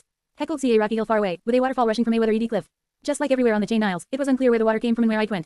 Sunny was already too used to the strangeness of this land to pay any attention. The reckoning seemed like a beautiful and tranquil place, idyllic, even. However, looking at it through the eyes of the shadow, Sunny couldn't help but feel a deep sense of unease. Something was very wrong with this place. It was very picturesque, however, I couldn't see or hear any living beings on the island. There was no sound other than the rustle of the wind, no movement other than the slow swaying of the trees. There were no beasts, no insects, no anything. Not a single nightmare creature could be seen wandering the expanse of the peaceful island. What could be so terrible that even nightmare creatures did not dare to come to this place? Or had they been slaughtered by the owner of the island? If so, where were the bones? Or bone dust, at least. Single quote. I didn't like this. Initially, Sunny thought of traversing the reckoning in his usual manner, on foot. But now, had changed his mind. It was better to oust an additional amount of shadow essence and to risk meeting the ruler of this ominous place face to face. If without a face, with a frown, Sunny used Shadow Step to leave the heavenly chain and appear on the surface of the island, near the shadow he had sent to take a look at it. Sunny did not assume physical form, preferring to remain incorporeal. That way, he would be able to reach the other side of the reckoning unseen. Where iced that terrible creature, anyway? Heck couldn't see any hint of it anywhere. Full of grim apprehension, he slowly moved through the deep shadows that were cast by the tall trees of the evergreen forest. No matter how hard Sunny looked, he didn't notice any movement near him. It was asked how the fallen abomination that gave the island its name, Reckoning, had simply disappeared. Maybe it can't be seen. Sunny cut off his vision and concentrated on the shadow sense. His perception of shadows came into focus, reaching far and wide. And there, what was that? There was one shadow in particular that didn't belong to anything, approaching him with terrible speed. The bastard is invisible. Sunny froze, becoming absolutely still. In this state, he was not only one of the shadows, but also indistinguishable from the larger shadow he was hiding in. He didn't possess a physical body, as though nothing was supposed to hurt him in that state. At least physically, the invisible creature continued to move in his direction, even faster than before. Wait, no, something doesn't make sense. Even if the abomination was invisible, why was there no sound? Why didn't grass bend beneath its feet? It was almost as if the nightmare creature that dwelt on the reckoning was, really, a shadow. Before Sunny could react, the owner of the reckoning was upon him. And then, he learned that shadows, too, could feel pain. Share to your friends. Enjoying this site? Support us via PayPal, Visa, MasterCard or crypto. Your donations help cover site maintenance and hosting costs. Tap the middle of the screen to reveal reading options. If you find any errors, non-standard content, ads, redirect, broken links, etc., please let us know so we can fix it as soon as possible. Report. Shadow Slave. Chapter 411 to 411. Reflection. 1088 words. Sunny had never fought in his shadow form, and really, he didn't even know how. All he had were his instincts, but that wasn't enough. In fact, trusting your instincts too much was a sure way to get yourself killed. Intelligence was the most dangerous weapon in the arsenal of a human, and it was Sunny's min that ended up saving his life. He had realized that his enemy was not invisible, but a shadow just like him only a moment before the creature was upon him. In that split second, Sunny managed to come up with the only way to escape death. His heart pain pierced his entire being, hurling forward, and escaped the shadows, rolling away on the grass. Jumping to his feet, Sunny staggered and clutched at the side, blood flowing between his fingers. Arg, the shadow of the unknown abomination lunged in pursuit, and swiped uselessly across his body, not causing him any harm. It was just a shadow, after all. Throwing a glance at the thin tear in the puppeteer's shroud and a deep wound beneath it, Sunny took a step back. Simultaneously, Heck of his shadows a command to hide themselves under his armor and augment his body. Physical attacks couldn't harm shadows, but shadows also had no way to harm living beings. That was the thought that had saved him. If had failed to assume the shape of a human in time, he would have been dead by now, most likely. Because he had not, however, Han the shadow creature were now at a standstill. The master of the Reckoning Island tried to attack him several more times, each strike ending as fruitless as previous ones. Then, it froze, as if slightly confused by the situation. Sunny finally had a chance to take a good look at the hostile shadow. It looked just like a shadow would, like a dark, ethereal silhouette of a person painted on the grass in black. The creature seemed to have 2 legs, 2 hands, and 1 head. If Sunny didn't know what it really was, he would have assumed that the shadow was cast by an ordinary person. There was no one else in sight, though. Backing away and grimacing because of the pain radiating from the deep wound in his side, Sunny stared at the enemy and thought feverishly. No, this ice wrong. A shadow creature was, indeed, deadly for someone like him, but to every other human on the Chain Isles, it was completely harmless. How was it, then, that so many people had been killed by it? And what about the nightmare creatures? How had this shadow slaughtered so many living beings? His eyes widened slightly. Sunny threw his hand to the side to summon the Midnight Shard, and just in time. What happened next caused him to shudder. The creature moved once again, and then 2 dark flames appeared in its darkness. A moment later, a human figure stepped out of the shadow. It was a young man with pale skin and cold, cruel eyes of an experienced killer. A spark of madness burned in their depths. The stranger had black hair and was wearing a light armor made out of soft silk and black, lustreless leather. In his hands, the apparition was holding a long, slightly curved blade of Nostradachi. Sunny felt fear grip his heart as he recognized the face in front of him. Of course, headed, it was his own face, after all. Looking at the devil of reckoning was like looking into a mirror. Since when was I so scary? Sunny recoiled in shock. What the hell are you? The apparition mimicked his expression, then opened its mouth. Its lips moved, however, there was no sound, as if the abomination was mute. Sunny had no problem reading its lips, though. Quote. What the hell are you? What is going on? Before he could finish that thought, though, he had to defend himself against a lightning-fast strike of the Enemootsword. Sunny deflected the fearsome attack and staggered back, his hands trembling from the force of the impact. Curses, the bastard might have looked like Sunny, but it was much, much stronger. About as strong as a fallen devil would probably be. Sunny had no time to recover before his evil twin was upon him once again, attacking with the painfully familiar grace of his own battle style. This time, the tip of the tachi missed Sunny's eyes only by a few centimeters. A vicious smile appeared on the apparition's face. Sunny grunted, as Abomination launched a flurry of lethal attacks his way, each swift and vicious, had struggled to defend himself and fought through the pain. He was barely holding on, for now, at least. Because of how strong and fast the creature was, Sunny had no doubt that he'd be killed eventually. How could he fight against someone who knew all his tricks, but was also much more powerful? Even the shadow dance was useless. What was the point in trying to mirror the style of an opponent who had stolen his technique from Sunny himself? The situation did not look good, at all, especially because blood was still streaming down Sunny's torso. Between 2 strikes, head back and pierced the apparition with a furious gaze. You, poor bastard, of all the faces out there, you just had to choose mine. Fool, couldn't you have chosen someone, I don't know, taller? Internally, though, I couldn't help but think. Not gonna lie, the evil version of me looked sort of awesome. Am I really this dashing in real life? Sunny didn't really know how to feel about this. Huey sent, of course, trying to speak to the creature because he wanted to chat. He was just trying to distract it while Saint was drawing her bow. A moment later, a black arrow whistled in the air, aimed at the devil shirt. However, the young man with cruel dark eyes simply stepped to the side and swiped the arrow away with his sword. Sunny cursed. He became really despondent, though, only a moment later, when a sudden ripple spread through the bizarre creature's body. In a blink of an eye, the apparition changed. Its face suddenly became white as alabaster and inhumanly beautiful, with ruby eyes, high cheekbones, and full lips. The soft fabric OFITS armor turned black as onyx and hard as stone. The shape and height OFITS body changed, too. Before Sunny could even react, Huey isn't facing his own reflection anymore. Instead, he was facing Saint's. Crap, as sickening feeling of his soul slowly falling apart permeated Sunny's entire being, the perfect copy of the taciturn demon raised its bow and sent an arrow flying straight at his heart. Share to your friends. Tap the middle of the screen to reveal reading options. If you find any errors, non-standard content, ads, redirect, broken links, etc., please let us know so we can fix it as soon as possible. Report. Shadow Slave. Chapter 412 to 412. Perfect Adversary. 1,275 words. Well, one mystery I solved, at least. Sunny became painfully aware of how the devil of the reckoning was able to slaughter so many awakened, and why no nightmare creature could survive on its island. If the bastard was able to turn into a copy of the enemy while remaining as powerful as the fallen devil, then very few things could ever hope to escape from it alive. And those awakened who had escaped despite everything mistakenly believed that their companions felt a creature that could mess with people's sight. What else would they think after watching a human being killed by what looked like their exact copy? Well, why had no one thought that it was an actual copy and not a trick on the eye? Damn it. If there was one thing that landed Sunny in this dire situation, it was that people in the sanctuary severely lack imagination. All these thoughts flashed through his mind as used shadow step to disappear and fall awkwardly to the ground a dozen meters behind the devil, completely out of the way of the flying arrow. Great, but now what? Just a few moments before, Sunny had been contemplating abandoning the fight and simply running away. Unlike some humans he had met in the past, Huey isn't burdened by useless things like pride or vanity. If the situation called for a cowardly escape, he was ready and willing to do just that. But now that the bastard had turned into Saint and was holding a BOW, the idea of freeing Torin was not very enticing. The last thing he did was to be hit in the back of his head by an arrow. Think. There was no time to think, though. The reflection of Saint swiftly spun and lunged toward him. As Sunny teleported further away, the creature suddenly pivoted and crashed into the trunk of a tall, ancient tree. A moment later, Sunny emerged from the shadows and saw, with horror, a giant mass of heavy wood plummeting on him from above. Desperately burning through his essence, he filled his body with as much strength as possible and raised his hands, trying to catch the falling tree. Ossibron escaped from his mouth. Sunny's feet dug into the soft soil of the reckoning island. Somehow, he managed to stop the tree without being crushed by it. It was at this moment that a second arrow flashed toward his heart, only to collide with another one in the air and fly aside. Some distance away, the real Saint dismissed the bow, raised her sword, and dashed toward the imposter. Eat that, bastard! Sunny gritted his teeth, strained his already overtaxed muscles, and threw the massive tree at the abomination with a tremendously powerful push. When he used his essence and augmented his body with both shadows, Sunny was able to achieve bursts of truly inhuman strength. How was the bastard going to escape this? The creature indifferently lowered its shoulder, then simply disappeared into the shadows and appeared on the other side of the flying trunk. Then, it met attacking Saint with a devastating shoulder bash. The onyx armor of the taciturn demon cracked, and she was thrown back, causing another tree to explode into a cloud of splinters. Sunny paled. Shadow step. Not good. The apparition turned toe-human mockingly tilted its head. Something was very wrong with that thing. It seemed maleficent and utterly mad, but at the same time, incomplete, somehow. Behind the evil will and terrifying killing intent that dwelled in its ruby eyes, there was a hint of some other, boundless emotion. Sunny faintly recognized the feeling of it, since he had felt the same deep and indescribable emotion one time before. Far below the hollow mountains, in the darkness of the misty stone labyrinth between two otherworldly rivers, he had sensed the same feeling of loss, anguish, and confusion in the shadows left behind by the companions of the first lord of the bright castle. Single quote. What even is that thing? He had no time to ponder about its nature, though, because the creature had once again turned into a pale young man with dark eyes and was lunging at them, a vicious smile frozen on its lips. Feeling a cold shiver running down his spine, Sunny realized that he would not win this fight. Nor was he capable of escaping from the reckoning alive. This time, he was truly in danger. He was really going to die on this beautiful, peaceful island, and the last thing he was going to see before falling into the embrace of death would be his own reflection staring back at him through the eyes of his killer. Unless, Sunny sent Saint back into the soul sea and met the apparition attack with a block, feeling his body shudder from the force of the blow. He had assumed that the devil of reckoning was a shadow, and it was indeed similar to, but really, it was not. It only appeared as a shadow because Sunny himself had been in the form of a shadow when they first clashed. And once he had turned into Ahuman, the devil, too, became Ahuman. The young man with the cold eyes killer took a small step and made a high thrust with the dachi. Sunny, however, knew his own fighting style too well to be caught by that trap. Knowing that the thrust was just a feint, he threw his own blade downward and just barely managed to deflect a vicious slash that followed. He was late by a fraction of a second, though another tear appeared in the fabric of the puppeteer's shroud, and a shallow wound on his thigh began sipping with blood. The creature was more of a reflection than a shadow. It mirrored everything about its enemy: their appearance, their weapons, their battle technique, even their powers. Otherwise, how would it be able to outshadow Seb? An Azance, it was a perfect adversary. But that wasn't all. Sunny grimaced as Apparition threw his sword away and delivered a powerful kick that almost turned all of his ribs into bone dust. If not for the burst of essence he had sent Tohi's legs, Sunny would have never managed to dodge the devastating blow. But his essence was already running dry, and his enemy seemed to be even stronger now. As if the more Sunny bled, the more powerful the pale young man became. The devil was even able to mirror the memories its enemy wielded. Before, Sunny had experienced the soul attack of the copy of the Broken Oath.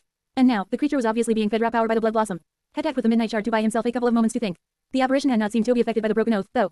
Was that because it had assumed the form of Saint, who was immune to soul attacks? Did this mean that the devil was able to copy not only powers and memories, but attributes too? The creature easily deflected Sunny's attack and leaned forward to deliver the final blow. Sunny's only hope to escape it was to jump back. But what else did the creature copy? Was it really a perfect reflection? There was only one way to find out. Instead of jumping back, Sunny stepped forward and collided against the apparition, completely open, unable to escape being struck down by the enemy's blade. Before the deadly strike came, however, Helen close to the devil Sharon whispered, as so softly that no one except for the two of them would ever be able to hear what he had said. Lost from light, stop. And then, the devil froze, as Steve suddenly turned to stone. Sunny smiled. It was a perfect reflection, indeed. Share to your friends. Tap the middle of the screen to reveal reading options. If you find any errors, non-standard content, ads, redirect, broken links, etc., please let us know so we can fix it as soon as possible. Report.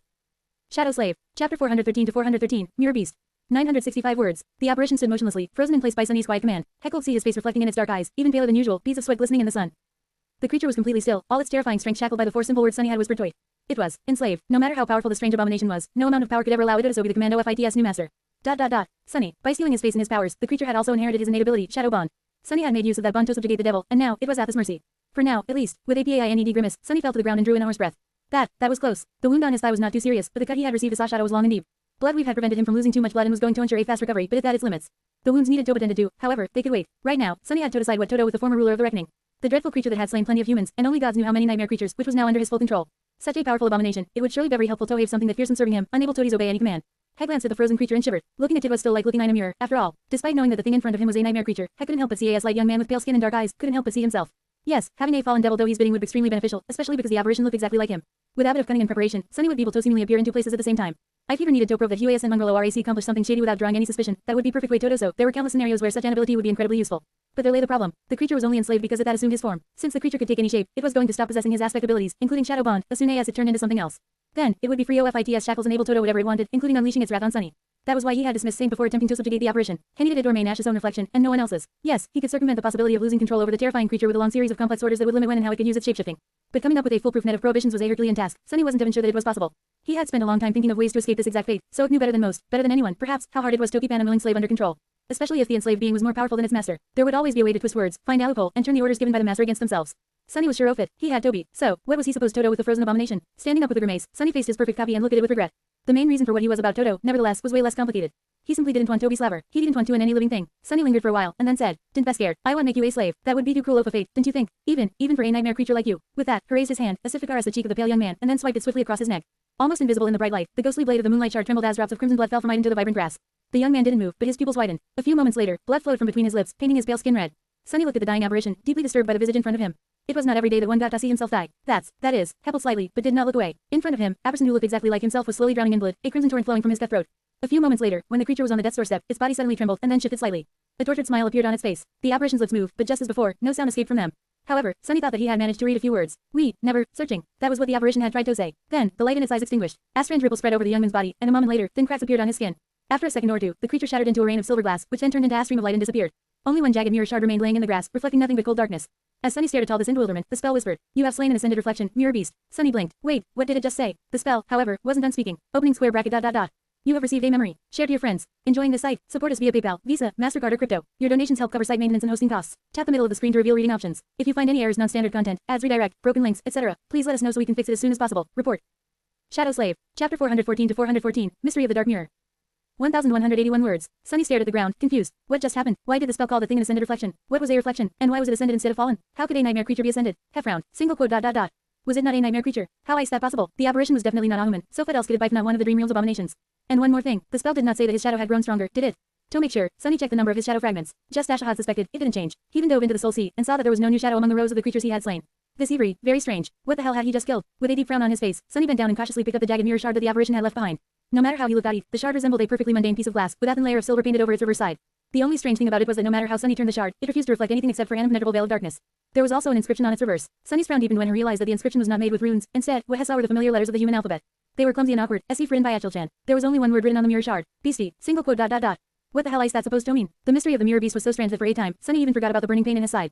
Eventually, he whispered, quote dot dot dot. An echo. Echoes did not possess souls, so he expected that slaying one would not reward him with any shadow fragments, just like what had happened after Mirror Beast's death. The apparition, however, was obviously not an echo. It was too independent, sentient, and had too much individuality to be simple copy of a dead nightmare creature. Not to mention that it had been ruling the reckoning for the past few years with no human master in sight. There was, however, a type of being that it resembled. Sunny threw a dark look at the remains of a tree that had been shattered by Saint's body. In many ways, the strange reflection resembled a shadow. Was the mirror beast a type of echo created by someone suspect? Its creator must have been incredibly powerful, then. If so, where were they? What had happened to them, and why was their reflection wandering the chain aisles in April state? There were no answers. It was just a theory. Anyway, Sunny had no proof whatsoever to substantiate it. Maybe his new memory would give him some answers. He was about to summon the runes, but a sudden pulse of pain reminded him that he was, in fact, still wounded. With a hiss, Sunny clutched at the side and looked around, searching for shelter. He was going to have to attend to his wounds and rest after the fight with Mirror Beast. The memory could wait until after he wasn't bleeding so much. Wrapping the strange mirror shard in a piece of fabric and placing it into his back, Sunny used some of his last remaining reserve of shadow essence to step through the shadows and appear near the rocky hill in the center of the island. His shadow had noticed a shallow cave there, which was situated, obviously, behind the foaming wall of the picturesque waterfall. Walking on a narrow stone ledge that led behind the waterfall, Sunny checked that the cave was empty and then entered its cool shade. The cave wasn't very big, but due to its location and hidden nature, there was no better shelter on the entire island. Rather happy with this discovery, Sunny groaned and lowered himself to the ground. Sending Saint to keep watch outside, he dismissed the puppeteer shroud, then opened his pack and took out a small box containing several thin needles and a span of silk thread. Staring at the needles with a deadpan expression, Sunny sighed. I hate this part. Due to his awakened body and the nature of blood weave, Sunny could recover from most injuries much faster than any mundane human, or even one of his peers, would be able to. However, if he wanted Tobable to travel again by tomorrow, he still had to take measures. With another sigh, he threaded one of the needles, gritted his teeth, and began suturing the edges of the long cut on his side together. The process was not very pleasant, to say the least. South Cave was full of the sounds of heavy breathing and suppressed curses for a while. Finally, Sunny was done. Washing the dried blood off his body with the help of the endless spring, Hegger Mason looked around. Now that he had time to take a better look at the cave, he noticed that it had, apparently, been used as shelter by another human at some point in the past. There was a circle of stones built to contain a fire, with a bunch of firewood arranged neatly by its side. By now, the wood had long rotted, letting Sunny know that the cave remained empty for many years. There was a pack much like his own laying on the cold stones near the fire pit. Helm toward it and took a look inside. There was nothing of particular interest there, just the usual supplies a traveling awakened would take with them on a long expedition, most of them ruined by the humidity inside the cave and the passage of time. Headed, however, retrieve our old UP map and studied it for some time. The map had been drawn on a piece of monster hide, so humid air did it no favors. Most of it was unreadable, with only a few small pieces remaining intact. Sunny judged that the person who had left it behind was much more knowledgeable about the chain isles than he was. Sadly, none of that knowledge had been preserved. The only legible word he could easily read was written near the edge of the tier. It read, quote dot dot dot. Hope, Sunny sighed. The stranger whose map he was studying had most likely been killed by the mirror beast. For a moment, he entertained the idea that the map had actually been left behind by the creator of the strange reflection, but the theory made little sense. Why would such a powerful person leave not only his things, but also his creation behind? Putting the map back into the rotted pack, Sunny glanced at the fire pit and said after a long pause. I'm sorry that your hopes had been for naught, whoever you were. Now, your nightmare is over. With that, he hesitated for a few moments, and then finally summoned the runes. It was time to take a look at the memory he had received for slaying the terrifying creature that the spell had called the mirror beast. A few seconds later, Sunny's eyes widened. Weapon, itty sweepin', share to your friends. Tap the middle of the screen to reveal reading options. If you find any errors, non-standard content, ads, redirect, broken links, etc., please let us know so we can fix it as soon as possible. Report. Shadow Slave. Chapter 415 to 415. Cruel Sight. 1070 words. Sunny stared at the shimmering runes, excitement rising in his heart. This was what he had been waiting for. Memory. Cruel Sight. Memory rank. Ascended. Memory tier. IV. Memory type. Weapon. A weapon. Sunny had been searching for a new weapon for a long time. He was very fond of the Midnight Shard, since that was the sword he had carried through the darkest time of his life, and with which he had fought his way out of the hell of the Forgotten Shore. It was a very powerful memory, too, one whose enchantment had saved his life on several occasions. However, Sunny felt that he had outgrown the austere Tachi, or Arthur, the obstacles he was facing these days had. Many of the nightmare creatures on the Shenai Isles were of the fallen rank, and their tough hides presented a lot of resistance to the sharp blade of the awakened sword. Not to mention those corrupted horrors that Sunny avoided to the best of his ability, for now, but was inevitably bound to encounter one day. The other reason he wanted to procure a new weapon was the fact that the unbroken enchantment, while extremely potent and useful, could only be accessed in very rare circumstances, namely, when Sunny was nearing death. This meant that the most powerful trait of the Midnight Shard could only help Sunny if he made a terrible mistake. If Sunny fought with skill and foresight, however, thus keeping himself from being mortally wounded, the powerful enchantment remained inactive, as said that for the past months. Paradoxically, the better Sunny performed, the less useful the Midnight Shard was to him. It was nice to have a last resort, but Sunny did not like the idea of relying on a tool that could only be effective if failed. He wanted to possess a weapon whose enchantments were reliant on his success, and ASIC both strengthened him and rewarded him for doing well. Hopefully, this was one such weapon. It was an ascended memory of the 4th tier, equivalent to a memory he would have received from a fallen devil. That was already a tremendous start. His most powerful weapon right now, the Moonlight Shard, had come from a merry fallen beast. Trying to control his expectations, Sunny trembled in anticipation and read further. Memory description. Full of pride, the noble knight made a deal with the Dreamspawn. Years later, the knight had defeated all his enemies and became a mighty king. One day that his son uttered the first word, the Dreamspawn came to the king and demanded his pay. He left the kingdom with the child and disappeared, never to be seen again. Much later, the young prince returned and stood beneath his father's throne. He expected to admit with joy and warmth, but was met with fear and suspicion instead. Sunny frowned. Huh, what the hell does that mean? The description mentioned a Dreamspawn, or rather, the Dreamspawn. That was the name of an attribute Nephi's had, which she possessed because of being born from a hollow mother. Were there other people with the same attribute among the human race? There had to be, and, judging by this strange tale, they had been feared even here, in the dream realm. No, that didn't make any sense. Nephis was described as being born of 2 worlds, so how could a native of the dream realm possess the same attribute? Very strange. Maybe the name is just a coincidence. Sunny shrugged, then concentrated on the runes. Tell me what you can do. Memory enchantments. Shapeshifter, Light Eater, Ghost Blade, Dark Mirror. 4 of them. His eyes gleamed. Shapeshifter enchantment description. This weapon can shift form between a sword and a spear. Sunny hesitated for a moment, then turned away from the runes and summoned the Cruel Sight. He just had to see this. A Tenebrous mist shrouded his hand, and then an elegant sword appeared in it.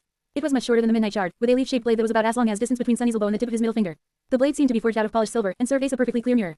Looking into it, Sunny could see the reflection of his pale face in the wall of the cave behind him. The hilt of the short sword was made out of polished black wood, which was encased in intricately engraved silver near the garden at the pommel. The Cruel Sight was light and swift. Sunny slashed the air several times and smiled. It was going to take some time to get used to using a single-handed sword, but he liked it. It already felt like an extension of his hand. It was much more suited for stealth attacks, too. The sword was also double-edged, which gave him more freedom in how to use it. But that wasn't all. Following a mental command, the hilt of the sword suddenly began to extend. A second later, Sunny was holding a long, graceful spear. The black shaft contrasted against the silver blade, creating a beautiful and somber image. The blade itself kept its length, so Sunny could perform not only thrusting attacks but also cuts and slashes. Hess stared at the somber, elegant spear for Abbott, then commanded it to turn back into the sword. This was going to be a challenge. Sunny wasn't really proficient with polearms, but he had seen how versatile, unpredictable, and deadly they could be in the hands of a master. Not to mention that he had wished to have more distance between himself and the nightmare creatures he fought on numerous occasions. This weapon was a perfect combination of mobility and reach, allowing him to effortlessly switch between animal short sword and a devastating long spear. It gave him access to the best of both worlds. His smile widened. Perfect. This ice perfect. What else could I TDO? There were 3 enchantments left. Light Eater enchantment description. The blade of this weapon can reflect, absorb, and expel light. That would be useful to control shadows, as well as potentially blinding the opponents. Ghost Blade enchantment description. This weapon can strike at incorporeal targets. An incredible ability that would give Sunny the ability to fight against some of the most dangerous creatures in the dream realm, those wraiths that were immune to physical damage. Dark Mirror enchantment description. Each attack of this weapon can be augmented with elemental damage. It can best charge with any element the wielder has been damaged by. Current charge, none. Sunny gasped. A permanent elemental augmentation. This is incredible. Share to your friends. Tap the middle of the screen to reveal reading options. If you find any errors, non-standard content, ads, redirect, broken links, etc., please let us know so we can fix it as soon as possible. Report. Shadow Slave. Chapter 416 to 416. Hangman. 1050 words. Sunny stared at the emptiness for some time, thinking. His new weapon was an ascended one of the 4th rank, which already made it much more formidable than anything else in his arsenal. It was adamantine and sharp as Sarzer, which would allow him to cut through fallen creatures as if they were made of butter. Well, not exactly, but rather close. Added to that were the considerable reach OFITS spear form and the incredible swiftness OFITS sword form. But there was more. The cruel sight was capable of augmenting its attacks with elemental damage. That meant that each wound Sunny would deliver to his enemies would be more dire. Not only that, but the nature of the augmentation could change, which meant that if given enough time to prepare, he would be able to exploit the weaknesses of his opponents with the element they were most vulnerable to. He just had to get himself wounded by that same element. Ouch! Everything that was worth it that hurt a little. Sunny had learned it many years ago. Speaking of which, he sighed, then summoned the cruel sight and held it in his hands for Abbott. Then, Hested Yupan walked toward the exit from the cave. As sound of the waterfall grew louder and louder, Hef prepared himself. A second later, Sunny entered the field of soul erosion emanated from Saint's armor. Instantly, Hef, weakened in pain, asked how the very essence of his self was being dissolved by a terrible force. Arg, curses. No matter how many times he was subjected to the effect of the broken oath, it was Abel feeling every time. The only good thing about it was that souls, just like bodies, could heal with time. And as long as Asha did not spend too much time being damaged by the evil memory, he would be able to recover in a day or two. Gritting his teeth, Sunny summoned the runes describing the cruel sight and simultaneously sent essence into its silver blade, activating the dark mirror enchantment. Asha's contorted face reflected in the polished silver of the elegant sword. Nothing about it changed. However, the cruel sight suddenly seemed different. Asaphan invisible, cold, and sharp ore surrounded its edges. Sunny looked at the description of the dark mirror. Current charge, soul. With a relieved sigh, Hef took a few steps back and escaped the radius of the broken oath. The sensation of his soul being slowly destroyed swiftly disappeared. The runes, however, did not change. Sunny had took the memory with a small amount of shadow essence to activate the augmenting enchantment, but its blade would remain entwined with the element of his choice until he charged it with another. A cruel smile appeared on his lips. Just like that, Sunny now possessed a weapon capable of dealing soul damage, the rarest and most insidious type of damage Hek knew of, one that very few beings out there had any resistance to. An Asphanophone, his lethality had grown manifold. Dismissing the somber sword, Sunny turned around and walked back into the cave. I guess I am the true harbinger of Frekoning now. His gloomy shadow lingered for Abbott, then scratched the back of FIT's head. For once, it had nothing to add. 2 days later, Sunny was finally approaching Shipwreck Island. Currently, he was on the neighboring one, hiding in the shadow of a collapsed stone tower that had long ago become overgrown with moss. Somewhere behind him, the body of Ophagian worm-like creature lay on the ground, its body seeping with foul black blood. Sunny had spent a lot of essence jumping through shadows to avoid being devoured by that thing. No matter how many times he had pierced its flesh with his spear, the worm seemed to possess an almost endless amount of vitality. The fact that Sunny had no idea where any of the abomination's vital organs were only made the situation worse. In the end, however, the nightmare creature had succumbed to the damage being continuously dealt to its soul. And now, it was dead. Swarms of smaller, but not as repulsive worms were already emerging from the ground to feast on its flesh. Sunny did not care. He had already retrieved the soul shard from the creature's body, and Hezoli had no plans of fusing the worm's meat aspid. And regardless, his attention was currently concentrated elsewhere. What the hell? The Shipwreck Island was currently at the height of FIT's ascent phase, and loomed high above in the sky. As a result, Sunny was able to see its underbelly, far away in the distance. The downside of the island was shrouded in eternal shadow, and something vast and terrifying was moving in it. The inhabitants of the dark side were all powerful and unsightly, but the thing nesting under that one, in particular, was especially harrowing. Perhaps all islands this close to the tier sheltered such horrors, but even that was not the thing Sunny was looking at. I guess, I have my answer. A long time ago, one of the chains connected to Shipwreck Island had broken, and now hung down. Entangled in it, a giant iron corpse swayed slowly in the wind. The creature resembled a mon made entirely out of metal. The heavenly chain had coiled around one of his legs, Subgiant hung with his head down, his face rusted and severely damaged. His powerful chest was caved in and shattered by some titanic blow, and one of his arms was torn away at the shoulder. This was, without a doubt, the creature whose lost limb gave the name to the Iron Hand Island. The dead giant swayed despondently in the wind, producing sounds of rusty metal scraping against the iron of the heavenly chain. Those sounds were loud enough to reach across the gap between 2 islands and be heard by Sunny in his hiding place. Looking at that humbling sight, Sunny shivered. Who could have killed such a thing? Of course, there was no way to now. Just like always, finding one answer had immediately presented Sunny with a dozen new questions. Nervously shifting his gaze between the hanged giant and the swarm of worms ravenously devouring their elder, Sunny remained hidden in the shadows and waited. Soon, the rattling of chains announced that the Shipwreck Island was starting to descend. Sunny tensed. It's time. Share to your friends. Enjoying this site? Support us via PayPal, Visa, MasterCard or crypto. Your donations help cover site maintenance and hosting costs. Tap the middle of the screen to reveal reading options. If you find any errors, non-standard content, ads, redirect, broken links, etc., please let us know so we can fix it as soon as possible. Report. Shadow Slave. Chapter 417 to 417. Shipwreck. 1061 words. The chain leading to the Shipwreck Island was about 4 kilometers long, which was on the shorter side by the chain isle standards. Also swift shadow, Sunny would have been able to ride Eagle away to his destination in just a few minutes. Sadly, the heavenly chain was currently drawn taut and nowhere near the sky below, which meant that its links weren't covered by a thick layer of shadows. He was going to have to cross it in food. As ground behind him started to move, announcing the approach of something far more hungry and terrifying than the swarm of gluttonous maggots, Sunny slid out of his hiding spot, dashed toward the edge of the island, and jumped down. Falling through the vast expanse of the blue sky, landed on the iron surface of the heavenly chain, rolled down a few meters, and then finally caught his balance.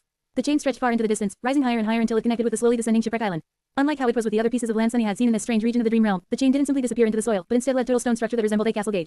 2 massive pillars rose high into the sky, overgrown bivins and moss. The gate itself had been broken a long time ago, and now, the space between the pillars was empty, the wind passing freely through its vast opening. Further away, the corpse of the iron giant continued to sway in the air, his one remaining hand pointed at the sky below. Summoning the cruel sight, Sunny turned Knight into the spear and cautiously moved forward. The further he walked, the lower the shipwreck island descended, until finally the heavenly chain became almost horizontal. In about an hour, Sunny crossed the abyss separating two isles and approached the stone structure he had noticed from afar. Up close, it was even more monumental. He found out that he had been wrong, though the pillars did not seem like they had ever served to house a massive gate. Instead, they just reached for the sky, built for some unknown purpose. There were weathered steps cut into each of the pillars, leading all the way to the top. Sunny frowned. Who would be crazy enough to climb that high? Even now that the island had descended, up here on top of the monumental pillars the crushing must have been suffocating. With a shrug, he used the dark wing to glide upward and climbed onto a wide stone platform between the pillars. From here, the remains of fancy and road led further into the island. Following it, reached the top of Low Hill. Sunny stopped and looked down, at the sight of the peculiar landmark that gave this place its name. At the very heart of the desolate island, a large wooden ship lay broken on the ground. It must have been beautiful and magnificent once, but now, all that remained of its former glory were the fluid lines of the graceful and narrow hull. The ancient wood somehow remained untouched by the passage of time, but the bow of the ship was completely shattered. There were also large breaches here and there along the length of the wreck, and green vines covering large sections of it. What was Asha doing at the heart of a land that had no rivers and no seas remained a mystery, but Sunny became hypnotized by the sight of a crushed vessel for a completely different reason. A triumphant spark appeared in his eyes. I guess I am in luck today. With a dark smile, he shifted his gaze and looked at the tall mass of the ship. A dead, withered tree coiled around it, its naked branches stretching into the sky like bones. Sunny recognized the tree, even if it looked very different from how it was depicted on the reverse side of the mysterious coins, full of life and in bloom. This was the same ship he had seen before, which meant that the coin might have come from inside the wreck, or at least was connected to it somehow. Initially, Sunny had only planned to scout the vicinity of the island and search for the traces left by the dead Jane worm. But now, Hefel to see if this scouting expedition could actually lead him directly to the treasure Hesodus bravely wanted to find. What were the chances that the coins depicting the strange ship came from somewhere else? Close to zero, most likely. Now, he only had to sneak into the wreck, explore it, and return in one piece. Which was not an easy task, considering how close to the tier the island was. Sunny could not see any nightmare creatures moving across its surface, but Heck knew that there had tobosome, and that they were going to be of the truly dreadful kind. Still, Hue isn't going to turn back now. It's worth it. Sunny spent some time observing the island. No matter how hard he looked and how much his shadows roamed around, Heck couldn't see any abominations anywhere near the ancient ship. That didn't mean there were none, though. It just meant that they were better at it than he was at looking. After a while, Sunny frowned and summoned Saint. The taciturn demon stepped out of his shadow a few hundred meters down the slope of the hill and indifferently looked around. Then, she dismissed her bow, and instead summoned a melee weapon. The midnight shard appeared in her hands, its austere blade reflecting the black onyx of the shadow's armor. The two suited each other very well. Saint turned her back to Sunny, raised the long tachi, and calmly headed toward the distant wreck. After 30 seconds or so, he left his shelter and followed, keeping to the shadows. Minute after minute passed in tense silence. Despite his expectations, they didn't meet any powerful abominations. The island was quiet and deserted, covered only by overgrown ruins, vines, and piles of broken wood. When they were halfway to the ship, however, something finally changed. As Saint approached one of the piles of debris, it suddenly moved, and then assembled itself into the shape of a tall, menacing humanoid creature, its hands ending in long jagged blades. As countless similar piles of splintered wood began to move all around them, Sunny breathed out a curse. If that started Soul, share to your friends. Enjoying this site? Support us via PayPal, Visa, MasterCard or crypto. Your donations help cover site maintenance and hosting costs. Tap the middle of the screen to reveal reading options. If you find any errors, non-standard content, ads, redirect, broken links, etc., please let us know so we can fix it as soon as possible. Report. Shadow Slave. Chapter 418 to 418. Remnant Crew. 984 words. Damnation. Before the first wood wraith could even fully form, Saint was already upon it. The blade of the midnight shard flashed through the air and bit into the body of the creature with a dull sound of an axe striking the bark of a tree. The effect was somewhat the same. Although she managed Toto's own damage, the wraith simply ignored the shallow cut and lurched forward, towering above the graceful stone knight with destructive menace. Its hands fell down with crushing force, the wooden blades aimed at Saint Shelmet. Wood couldn't cut stone. Right. The shadow seemed reluctant to check. She easily sidestepped the creature's attack and thrust upward, driving the tip of the midnight shard into the enemy's neck. Augmented beyond Sunny's shadows, the sword went deep into the adamantine wood. A moment later, the second shadow wrapped itself around the body of the taciturn demon, causing her skin to shine with dark radiance. The coral gem of the broken oath glowed brightly on her black breastplate. Saint twisted her blade and pushed it sideways, causing half of the wood wraith's neck to explode into a rain of splinters. The creature staggered and lashed out with another strike, but it was too late. The shadow calmly shifted her weight from one leg to another and delivered a devastating slash, beheading her enemy. As Wraith fell apart and turned back into apple of debris, she looked at Titan differently and then hit the dull side of the midnight shard displayed against her shoulder twice. The voice of the spell whispered, "You have slain a fallen beast, Sailor Doll. Your shadow grows stronger." Sunny gritted his teeth. Crap. Augmented by two shadows, Saint had defeated one of these dolls without too much problem. However, there were countless more rising from the ground. Sunny counted at least several dozen before losing count. What should he do? Fighting the horde of fallen beasts was clearly suicide. Heckled either retreat, or order Saint to draw their attention away and sneak onto the ship. Heckled also recall one of the shadows, send it ahead, and then use Shadow Step to travel instantly between his current position and the wreck. But that meant leaving Saint weaker. Decisions. She should be fine for a few minutes, right? Throwing a glance at the taciturn demon, Sunny sighed and dashed toward the ship. Have fun, you three. Saint looked at them, then silently turned away and raised the midnight shard. As Sunny jumped from shadow to shadow, something crashed thunderously behind him. You have slain a fallen beast, but not too much fun. No matter how formidable his demon was when augmented by the shadow and wielding a powerful memory, she was still just an awakened. He had to be swift. As Sunny appeared from a shadow, something massive suddenly lunged at them. Without slowing down, he dove under the blade of another wood wraith, then lashed out with the cruel sight. The silver blade of the sword cut through the body of the abomination, leaving a deep gash on its side. Sunny slid on the moss, escaping from the attack reach of the massive creature. Twisting around, he thrust his sword into empty air. A split second later, however, the hilt of the somber weapon extended, turning it into a long spear.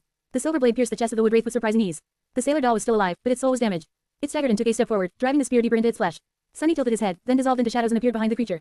A moment later, the moonlight shard pierced its head. You have slain a fallen beast, Sailor Doll. Your shadow grows stronger. Sunny retrieved his weapons. You have slain. Saint was busy, too. Glancing back, Hess saw that she was close to being surrounded beyond of menacing wooden creatures. Not good. Not wasting any more time, Sunny turned away and continued moving toward the wreck. A few minutes later, Sunny reached the broken ship, dove into one of the breaches in its hull, and hid in the shadows. Then, I immediately dismissed Saint, making sure that nothing posed an immediate threat to him, having quickly checked on the taciturn demon in the Soul Sea. The shadow had received several wounds in the fight against the swarm of wraiths, but none of them were too serious. She was going to spend some time restoring herself in the nurturing black flames of the shadow core. Still, rest well, Saint. You deserve it. Sunny hesitated for a few moments, then retrieved the memories he had entrusted to her. Who knew what he was going to encounter inside the ancient ship? It was better to be safe than sorry. Looking around, Hess studied the interior of a small room he had found himself in. Sunny had no knowledge whatsoever of what the insides of a ship were supposed to look like, let alone of an archaic wooden vessel like this one. That was why Heck couldn't even guess what purpose this cabin had been intended for. All Hess saw were piles of debris, absolutely mundane, for a change, and thick brown vines covering the walls. The air was stale and murky. It smelled a little sweet. Oh, crap, here we go again. With a subtle shudder, Sunny stared at the strange reddish-brown vines. Those things, without a doubt, were alive. They were also the source of the sweet smell permeating the air that Sunny was currently breathing. What was even worse, they were obviously just a small part of some much larger organism. A strange feeling appeared in his lungs. Sunny sighed, took a piece of cloth from his back, and wrapped it tightly around the lower part of his face. Blood weave for the rescue. Let's see what is inside. He only took a few steps when something gleamed on the floor in front of him. Bending down, Sunny picked up the small object and stared at it with a complicated expression. A heavy golden coin rested in his palm. Share to your friends. Tap the middle of the screen to reveal reading options. If you find any errors, non-standard content, ads, redirect, broken links, etc., please let us know so we can fix it as soon as possible. Report. Shadow Slave. Chapter 419 to 419. Eureka. 1,201 words. Grasping the coin in his fist, Sunny took a step forward, then cautiously walked around Athic sprawled across the floor of the small cabin. Or was he to all? Since the ancient ship was laying on its side and at an angle, it was hard to differentiate the floor from the ceiling. The surface beneath Sunny's feet was skewed, forcing him to bend to keep balance. The piles of debris and the vines weren't making things any easier for him. By now, Sunny was almost sure that the vines were a part of a larger creature. His suspicion only grew when Hecklin through the narrow doorway and left the cabin. Finding himself in a wide corridor, Sunny felt that the sweet smell permeating the murky air became much stronger. Here, everything was covered by Athic layer of reddish moss, with twisted vines growing through each stretch in every direction. Sunny could not help but feel as how he was now inside some giant being, with the wooden carcass of the ancient ship serving as its bones, the moss representing its flesh, and the vines being its veins. The warm breeze that blew through the wreck at rhythmic intervals reminded him of slow breathing of a slumbering giant. It came from somewhere deeper in the ship, bringing with it a sickeningly sweet smell, and then disappeared for a dozen seconds, only to appear again. Let's, not do anything to awaken that thing, then. Sunny thought for a few moments, and then decided to keep both shadows wrapped around his body instead of sending them to explore the ship. In situations where a confrontation with an unknown enemy could have an ATANY moment, having them close by was of paramount importance. At least that approach had saved his life many times in the past. Taking a step forward, He felt the moss spring under his foot, and then swayed. His vision blurred slightly. Arg, his worst expectations did not come true. Unlike the blood blossom, the tiny grains of pollen, or spores, or whatever it was that he had breathed in, had not tried to take root in his lungs and grow through his flesh. Instead, they simply poisoned him. The poison had entered his lungs, then traveled to his bloodstream, and was now spreading through his body. Sunny could easily see himself losing consciousness and falling to the ground, his body then becoming overgrown by the reddish moss, slowly digested by it, turned into nourishment for the creature that had usurped the wreck of the ancient ship. But he wasn't going to. As soon as poison entered his bloodstream, blood weave went into a frenzy. It seemed to really dislike anything alien invading its territory. Slowly but surely, it went about destroying the toxin. Sunny just had to endure the pain. Summoning the cruel sight, he used the shaft of the spear to help himself keep balance and waited for his vision to become clear again. After a minute or two, Sunny slowly exhaled and continued on his way. A few minutes later, still suffering from pain and weakness, he picked a Upasicon coin from the moss and stared at it for a second. The beautiful person with acris and moon drawn one therefore had smiled at them with a carefree expression. Sunny frowned in response. What are you so happy about, fool? Turning away, he noticed another coin gleaming in the moss a couple of meters further down the corridor. It was almost as if someone left these coins here like breadcrumbs to lead an unsuspecting treasure hunter to their prize. Single quote ... Very convenient. Full of funnies, Sunny walked over to the third coin, picked ITUP, hid it in his back, and then cautiously moved deeper into the wreck. Soon, he approached a wall with a massive gate barring it. The wooden surface of the wall had cracked and was bent outward, as if something was pressing heavily on it from the other side. The vines out here were especially thick and vernicose, shining in the beams of sunlight that fell through a wide hole in the hull of the ship right above. The sweet smell in the air was almost overwhelming. Sunny stared at the warped wall, a grim expression on his face. Although he could not see through it, he could feel the shapes of shadows on the other side. Hidden from him by the thick bulkhead was a much larger, vast and open space. He judged it over the main cargo hold of the ancient ship, and in it, something massive was moving, slowly expanding and contracting. Brown vines that had devoured the wreck all originated from that place.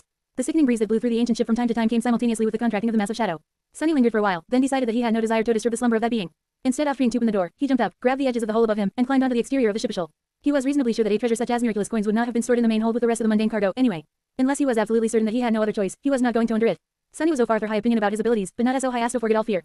That thing inside was not for him to fight, at least not yet. How was he supposed to kill a giant mass of vines and moss anyway? Instead of freeing, he walked on the sloping hull of the ancient ship, carefully avoiding breaches through which thick brown vines were crawling outside, and soon passed the area of the main cargo hold. Now, he was approaching the shattered bow of the ship. Out here, the hull was heavily damaged, with most of it being riddled with wide cracks, jagged holes, and splintered boards. The sight of it made Sunny wonder about what had happened to the graceful ship he had seen on the miraculous coins. The vessel was obviously not an ordinary one. Why had it crashed here, on that remote island? Why was its bow in such a devastated condition? What had the ship sailed on, to begin with? Had it just flown through the skies? If so, maybe the crushing had gotten toy. Feeling that he wouldn't be able to remain hidden in the shadows on this treacherous surface, Sunny crawled back inside and landed softly on the carpet of moss. Just a few steps from where he found himself, several golden coins were gleaming on the ground, with one more laying further down the dark corridor. Sunny cautiously gathered them, then moved deeper into the wreck. It wasn't long before he found the compartment that must have served as ship's treasury. Heck knew that there was something special about it instantly, simply for the fact that the floorboards around the heavy door were the only place on the entire ancient ship that was completely free of the reddish moss, the vernicose vines, and the air near it was void of the sickeningly sweet smell of the poisonous spores. Standing in front of the door, Sunny smiled. Single quote ... Eureka. Share to your friends. Tap the middle of the screen to reveal reading options. If you find any errors, non-standard content, ads, redirect, broken links, etc., please let us know so we can fix it as soon as possible. Report. Shadow Slave. Chapter 420 to 420. Amazing chest ahead. 1,068 words. Sunny approached the heavily reinforced door and tried to see if something was moving on the other side of it. There was nothing. It didn't feel as how something dangerous waited for him inside the treasury. On the contrary, with how fresh the air was and how clean the floorboards were, the treasury looked almost inviting. He wasn't entirely convinced, though. Sunny lingered for Abbott, then commanded one of his shadows to separate itself from his body and slide under the door. It was going to remain very close, so he was willing to risk weakening himself for Abbott.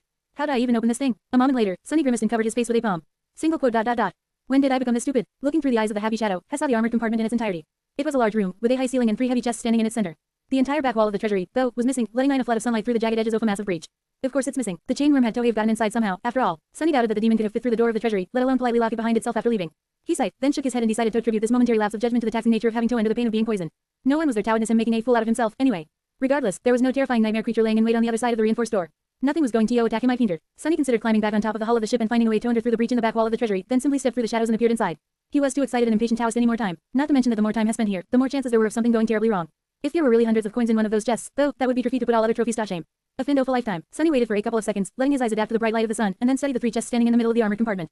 All 3 were open, 2 stood empty, but the third, his eyes widened in shock. The third chest was long and adamantine, its dark wood reinforced by strips of dull metal. It was large enough to fit an adult man, and filled to the brim with heavy gold coins. Some spilled out offhand were laying on the floor in a tantalizing pile, showing either the beautiful face of the mysterious charmer or the reverse depicting the ancient ship. Thousands, there are thousands of them. Sunny felt his heart skip a beat and swayed slightly. In front of him was a treasure that would take him all the way to forming a third core, and then some. With this many miraculous coins, Sunny would be able to annihilate the gap between himself and Nephis, maybe even overtake her. This can be true. I instinctively wanted to think that it had been far too easy, but it wasn't really. He had almost died while fighting the mirror beast, allowed Saint Toby injured in a fight against Sailor Dolls, walked through the poisonous darkness of the ancient wreck. If it wasn't for the blood weave, he would have been already dead. How many people out there could boast about carrying the legacy of demon in their veins? For almost anyone else, this trip would have been fatal, not to mention that very few could have made the series of discoveries and logical conclusions that would lead them here.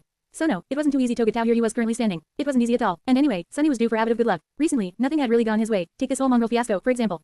Everything that had happened in the Crimson Spire. The heavy chest stood silently, surrounded by sunlight. The golden coins shined in the bright radiance, inviting him to come and take them. Sunny gulped. This sight was so beautiful. His eyes gleamed with avarice. Didn't IFIDO. Taking several steps forward, he approached the chest. Gold is heavy. How am I going to carry all of this back to the sanctuary? Damnation. I want people to enter the shadows with all that burden, too. That ice a problem. He reached for the coins, but then stopped suddenly. His hand hovered just outside the invitingly open chest. Something wasn't quite right. Sunny frowned. What is it? Maybe I can bury the chest and make several trips. Wait, no, what is wrong here? His frown deepened. There was no danger inside the treasury, nor was there anything moving outside of it. The terrifying creature that had been slumbering in the cargo hold of the ancient ship was still asleep. There were no sailor dolls wandering nearby, too. Sofa was disturbing him. The chainworm. The chainworm had swallowed several coins. Also had a piece of the chest in its stomach, the wood splintered, the strips of metal torn. Sunny had even thought how lucky he was that the demon decided to feast on the metal, reinforcing the chest and bit a chunk out of it, swallowing the coins in the process. So, if I had torn a piece from the chest, why wasn't the chest missing a piece?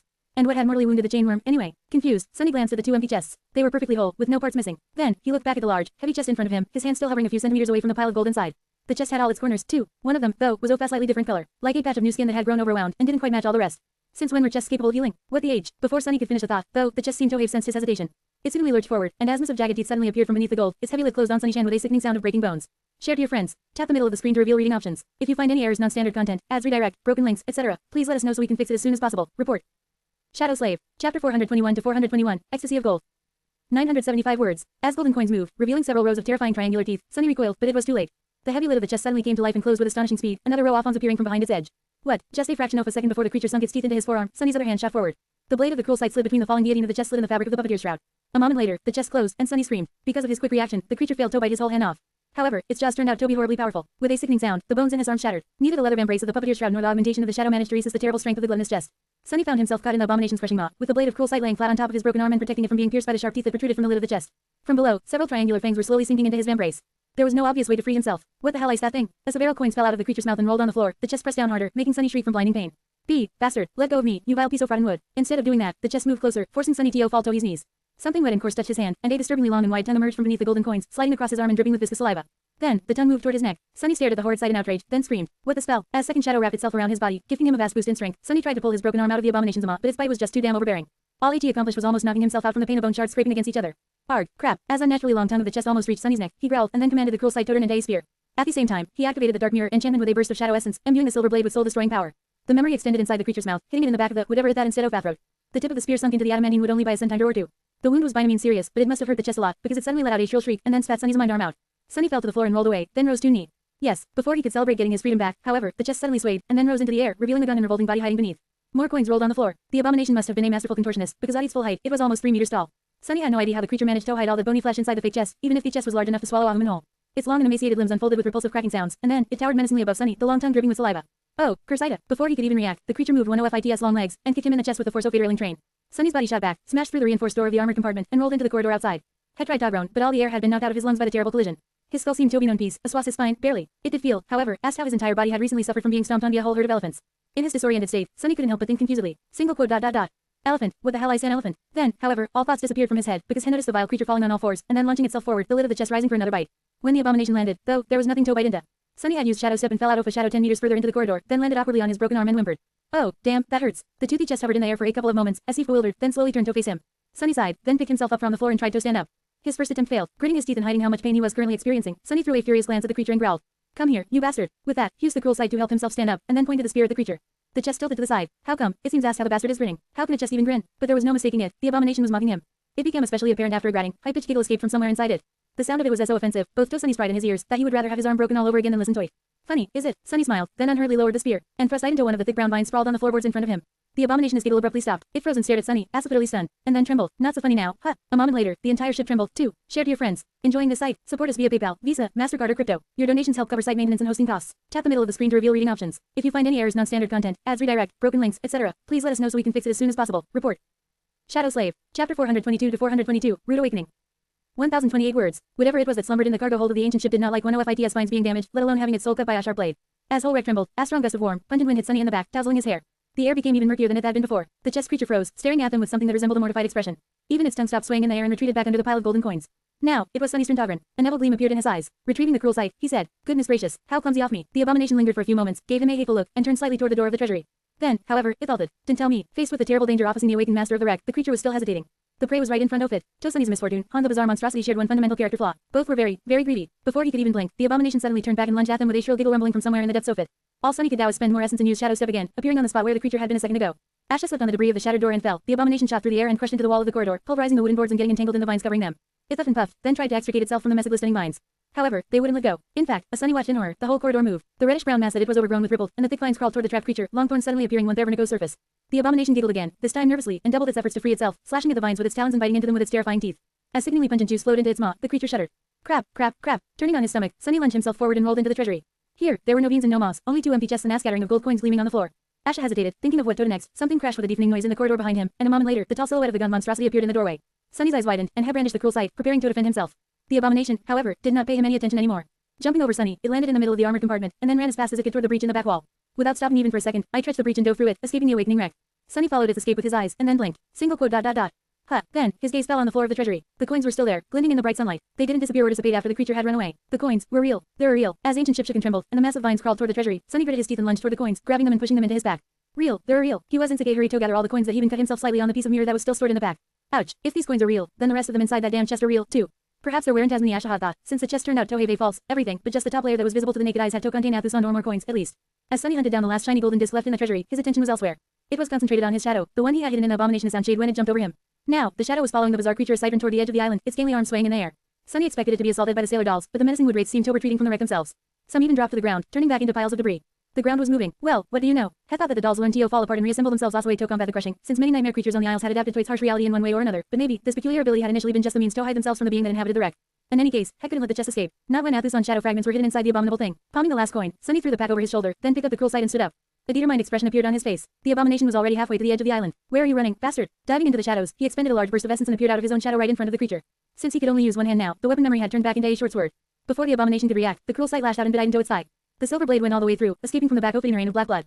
The chest let out a startled shriek, and then the monstrosity tumbled to the ground, rolling over its head and sending pieces of moss and mud flying into the air. The force of its crash was so fearsome that the ground trembled. Or was there another reason? Before Sunny could do anything, brown vines shot from under the moss, wrapping themselves around the body of the bizarre abomination. One of them, however, slid around his leg instead. Share to your friends. Tap the middle of the screen to reveal reading options. If you find any errors, non-standard content, ads, redirect, broken links, etc., please let us know so we can fix it as soon as possible. Report. Shadow Slave. Chapter 423 to 423. Risk and reward. 1,190 words. Not good. The vine wasn't as large as some of the ones Sunny had seen back on the ancient ship, but it was still as thick as Samen's arm, with curved black thorns protruding from its glistening surface. The vine brought the sickeningly sweet smell with it. Sunny hacked at it with the cruel sight, but barely managed to break the vine skin. Ossifying aerosol of aromatic juice shot into the air. The damn thing moved. His eyes widened. The vine easily shredded the leather boot of the puppeteer's shroud, as if the awakened armor of the fifth tier was made out of tissue paper. Before the sharp thorns could saw off his foot, however, Sunny cursed and brought the cruel sight down once more, this time augmenting the silver blade with both of his shadows. The short sword hacked through the vine, severing the stretch outfit that was wrapped around Sunny's leg. The rest outfit didn't like being cut one bit. Surging forward, attained Athos' torso. Several more appeared from beneath the moss and shot at Sunny, too. However, now that nothing was holding him, he could finally use Shadow Step again. Before the vines reached his body, Sunny turned into a shadow. Safe and sound in the tranquil embrace of the darkness, for now, at least, hesitated a few meters away and stared at the struggling abomination. The creature was entangled by several thick vines, which moved across its body, leaving bloody trails on it. Sparks flew as black thorns scraped fruitlessly across the adamantine surface of the wooden chest, though. It seemed to be much tougher than the rest of the creature's body. The monstrosity gathered its limbs underneath it, then pushed with all its might, trying to stand up. An angry shriek escaped from its maw. The vines were trying to hold it down, but either they were much weaker here, far away from the wreck, or the abomination was much stronger than Sunny had thought. It raced to its knees, then lashed out with its talons, ripping two of the vines apart. Suddenly liberated, the monstrosity crawled from underneath the remaining vines, and then dashed toward the edge of the island on all fours. Sunny hissed, "Crap, why couldn't I just lay still and die?" He escaped the shadow and ran after the unreasonably swift abomination, but it was too late. Just a few moments later, the bizarre creature reached the very edge of the island and jumped off of it without slowing even for a moment. The lid of the chest clicked close as it plummeted down. What the hell? Sunny reached the edge a few seconds later and froze. Ash looked down. A grim expression appeared on his face. Some distance below, a gargantuan heavenly chain escaped from the mouth of a stone structure similar to the one Sunny had seen on the other side of the island. This one was slightly different, though, mainly because both of the massive stone pillars had broken and collapsed a long time ago. The chain itself was different, too. Sunny had never seen such a thing on the chain aisles. It seemed sick, somehow, weakened. The chain was covered in rust, its iron links dim and lifeless, robbed of their usual sense of indestructible stability. This one was rather long, stretching for good 10 kilometers or so into the distance. Because the shipwreck island continued to descend, it was slightly angled upward. Sunny could see a relatively small isle on the other end of the chain, far into the distance. And everywhere in between, grotesque chain worms were crawling all over the weakened heavenly chain. Now that Sunny saw them alive, he understood that he had underestimated just how disturbing these creatures were. With their long serpentine tails, human-like torsos, and long muzzles that brimmed with dagger-like fangs, the demons looked like misshapen maggots devouring the dying chain. Or maybe it was already dead, and they were simply feasting on its corpse. Some were thin like the one Sunny had seen before, some engorged on the rusty iron and bloated beyond any reasonable measure, towering above the damaged chain like small hills of flesh. The scales on the latter ones looked like they were now made out of steel, and shined as he reflected the sunlight. Those who had not satiated their hunger yet were much thinner and flew around, resembling giant metal dragonflies. Single quote. Crap. The damn chest creature landed directly on the rusted heavenly chain, gathered its long limbs, and dashed away from the shipwreck island, swaying dangerously as it went. From time to time, it fell to all fours and launched itself into the air, jumping from one link to another. It wasn't long before the bizarre abomination encountered a chainworm. The winged creature lunged out, only Toby kick in the muzzle and have one OFIT's wings ruthlessly torn apart. The chest creature tossed the main chainworm back toward the island, where its body was suddenly grabbed by a long root that lazily extended from the darkness of the dark side, then disappeared from view. The abomination took in the terrible sight, giggled, then turned around, and continued running away. Sunny hesitated. His prize was getting away. But the small island he could see in the distance had Toby the twisted rock, the isle directly bordering the tier. There would be more land to escape here and there, and the only chain that connected Twisted Rock to the chain isles was currently being devoured by the demonic worms. It didn't seem to be on the verge of collapse just yet. However, how would Sunny know? It's not like he had seen a heavenly chain break before. Perhaps it was time to give up on his pursuit and turn back. Calendared on the very edge of the island, sensing brown vines crawling closer and closer. Risk he'll retreat and lose the chance to get his hands on the miraculous treasure forever.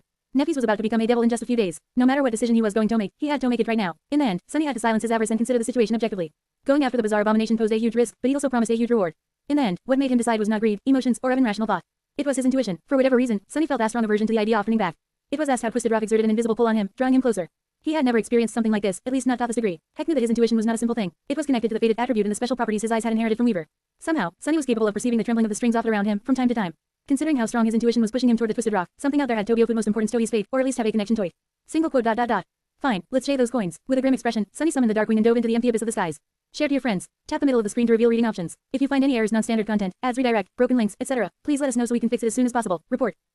Shadow Slave. Chapter 424 to 424. Unlucky Streak. 1,103 words. Sunny glided through the skies, tensely observing the underside of the shipwreck island through the eyes of his shadow. The chain ahead of him was teeming with a swarm of fallen demons, but behind him, he didn't even want to know what the thing hiding in the darkness was. One thing became clear, though, and it was why none of the chain worms had tried to over the iron giant that swayed in the wreckage of the broken heavenly chain, or rather, had succeeded in treeing Toby a piece out of him. The dead colossus was like cheese in the mousetrap, attracting these vile creatures into the range at which the being that dwelled in the perpetual darkness could catch them. Sunny was sure that many chain worms had attempted to feast on the iron giant, but ended up being the feast instead. Currently, he was trying to avoid the same fate. Luckily, the Darkwing allowed him to glide diagonally away from the shipwreck island instead of plunging straight down, avoiding the attack range of the terrifying being. He reached the chain without attracting the attention of the bottom dweller, and instantly became a shadow, hiding on its underside. Waiting for a few moments, Sunny studied the length of the heavenly tether in front of him. Single quote. Not too bad. A large section of the unusually long chain hung low, reaching the sky below. He would be able to ride most of it without being noticed by the chain worms. The last stretch of it, though, Sunny was going to have to shadow step to jump from shadow to shadow if he wanted to avoid having to fight as worm of the fallen demons. The problem was that his reserves of shadow essence were already running low. Except for the short walk across the hull of the ancient ship, Sunny had no chance to really replenish it. In the meantime, he had used a lot to get to the wreck, fight the damnable chest abomination, and pursue it. Chances were, he would reach the Twisted Rock with no essence to spare whatsoever. How was he even going to kill the vile chest, especially with one of his arms broken? He hesitated for habit, then rushed forward, swiftly reaching the section of the chain submerged into the sky below and continuing to fly through the darkness once there. To avoid tempting fate, Sunny remained on the underside of the gargantuan tether, where there were way fewer worms crawling around. Headed, however, encountered several, and saw up close how they were tearing into the rusting iron of the chain as silently flew past. The sight of it was simultaneously disturbing, fascinating, and strangely sad. All things must come to an end, I guess, even those as seemingly eternal as miraculous heavenly chains. Soon, it caught up with the chest creature and followed it from the shadows. The bizarre monstrosity was still running as fast as it could, jumping from link to link and using its long gangly limbs to keep balance. From time to time, it got into a short and vicious fight with one of the chain worms and either left them severely wounded, or promptly escaped with a ghastly wound or to OFIT's own. By now, its grating giggles grew somewhat miserable, as well as menacingly angry. Sunny observed its fighting habits, thinking about how to deal with it best.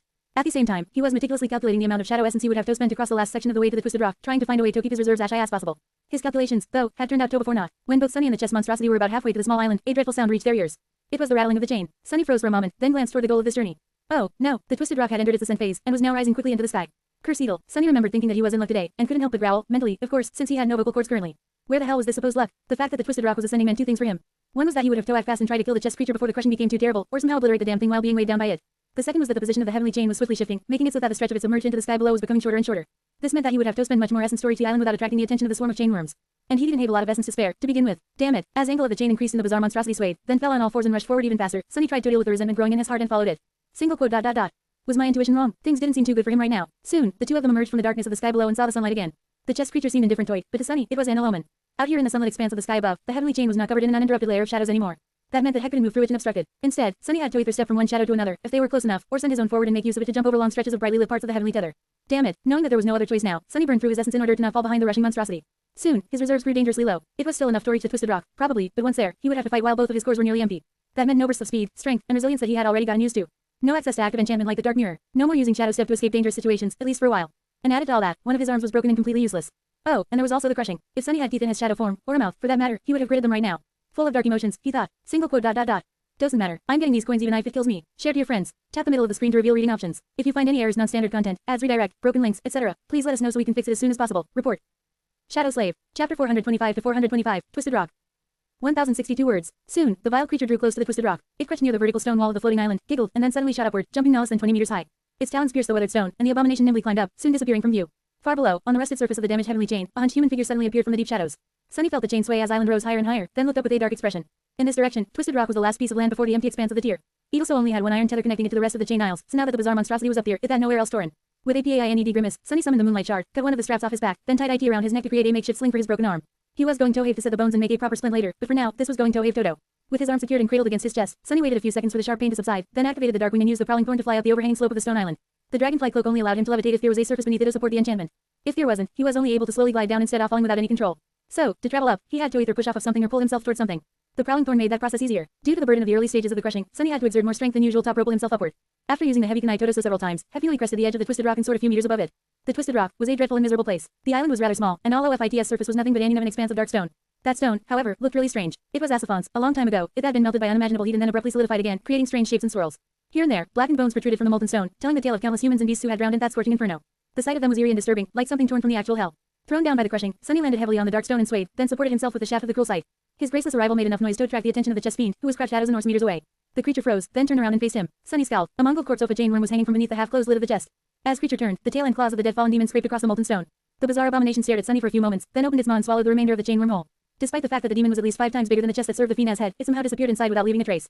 The creature licked the blood off its sharp teeth and giggled. This time, its laugh sounded rather hateful. A cold smile appeared on Sunny's lips. Right back at you, bastard. As fiend rose to its feet, towering above Sunny menacingly at its full 3 meters of height, the cruel sight shifted and turned into a somber short sword. Its silver blade gleamed, seemingly absorbing the bright sunlight. The heavily chain rattled below, and as its rusted links scraped against each other, the Twisted Rock continued to ascend. The smile disappeared from Sunny's face. Staring at the gluttonous abomination, Heck couldn't help but feel out of here. The thing was tall, fast, and incredibly strong, much stronger than he was, especially now that his reserves of shadow essence were almost completely drained. Despite the fact that it was heavily wounded, both by his sword and by the claws of the chain worms, it still appeared agile, vigorous, and full of murderous spite. However, this fight was not going to be as suicidal as it might have seemed. There were 3 main reasons why Sunny felt confident in his chances of defeating the bizarre abomination. The first one was hanging on a thread tied around his neck. It was a beautiful amulet in the form of a crimson flower, the blood blossom. The fiend was bleeding heavily from the deep cut on its thigh, which had been left there by the sharp blade of the cruel sight, and from a multitude of wounds delivered to the gun body of the monstrosity by the chain worms that fought while traversing the heavenly chain. The more black blood flowed from those wounds, the more the morbid charm memory enhanced both the puppeteer's shroud and the cruel sight, as well as any other memory Sunny would want to house. The second reason was rather simple, and it was the fundamental difference between the two of them. The abomination might have been stronger and faster than Sunny, but it lacked his combat skill and insight.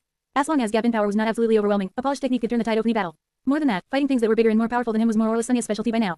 However, the third reason was the most important, and the one he hoped to exploit the most. Yes, the fiend was stronger than Sunny, but it was also much larger and heavier than him. That meant that it was going to be affected by the crushing much more. No matter how bad it was going to get for Sunny, it was going to be many times worse for the towering abomination. Out here on the chain aisles, being small and light was sometimes a great advantage. Feeling the burden of the crushing pressing down on him more and more, Sunny raised his sword and aimed ITATTAT bizarre fiend. Single quote ... Let's see which one Ofus is going to break first. Share to your friends. Tap the middle of the screen to reveal reading options. If you find any errors, non-standard content, ads, redirect, broken links, etc., please let us know so we can fix it as soon as possible. Report.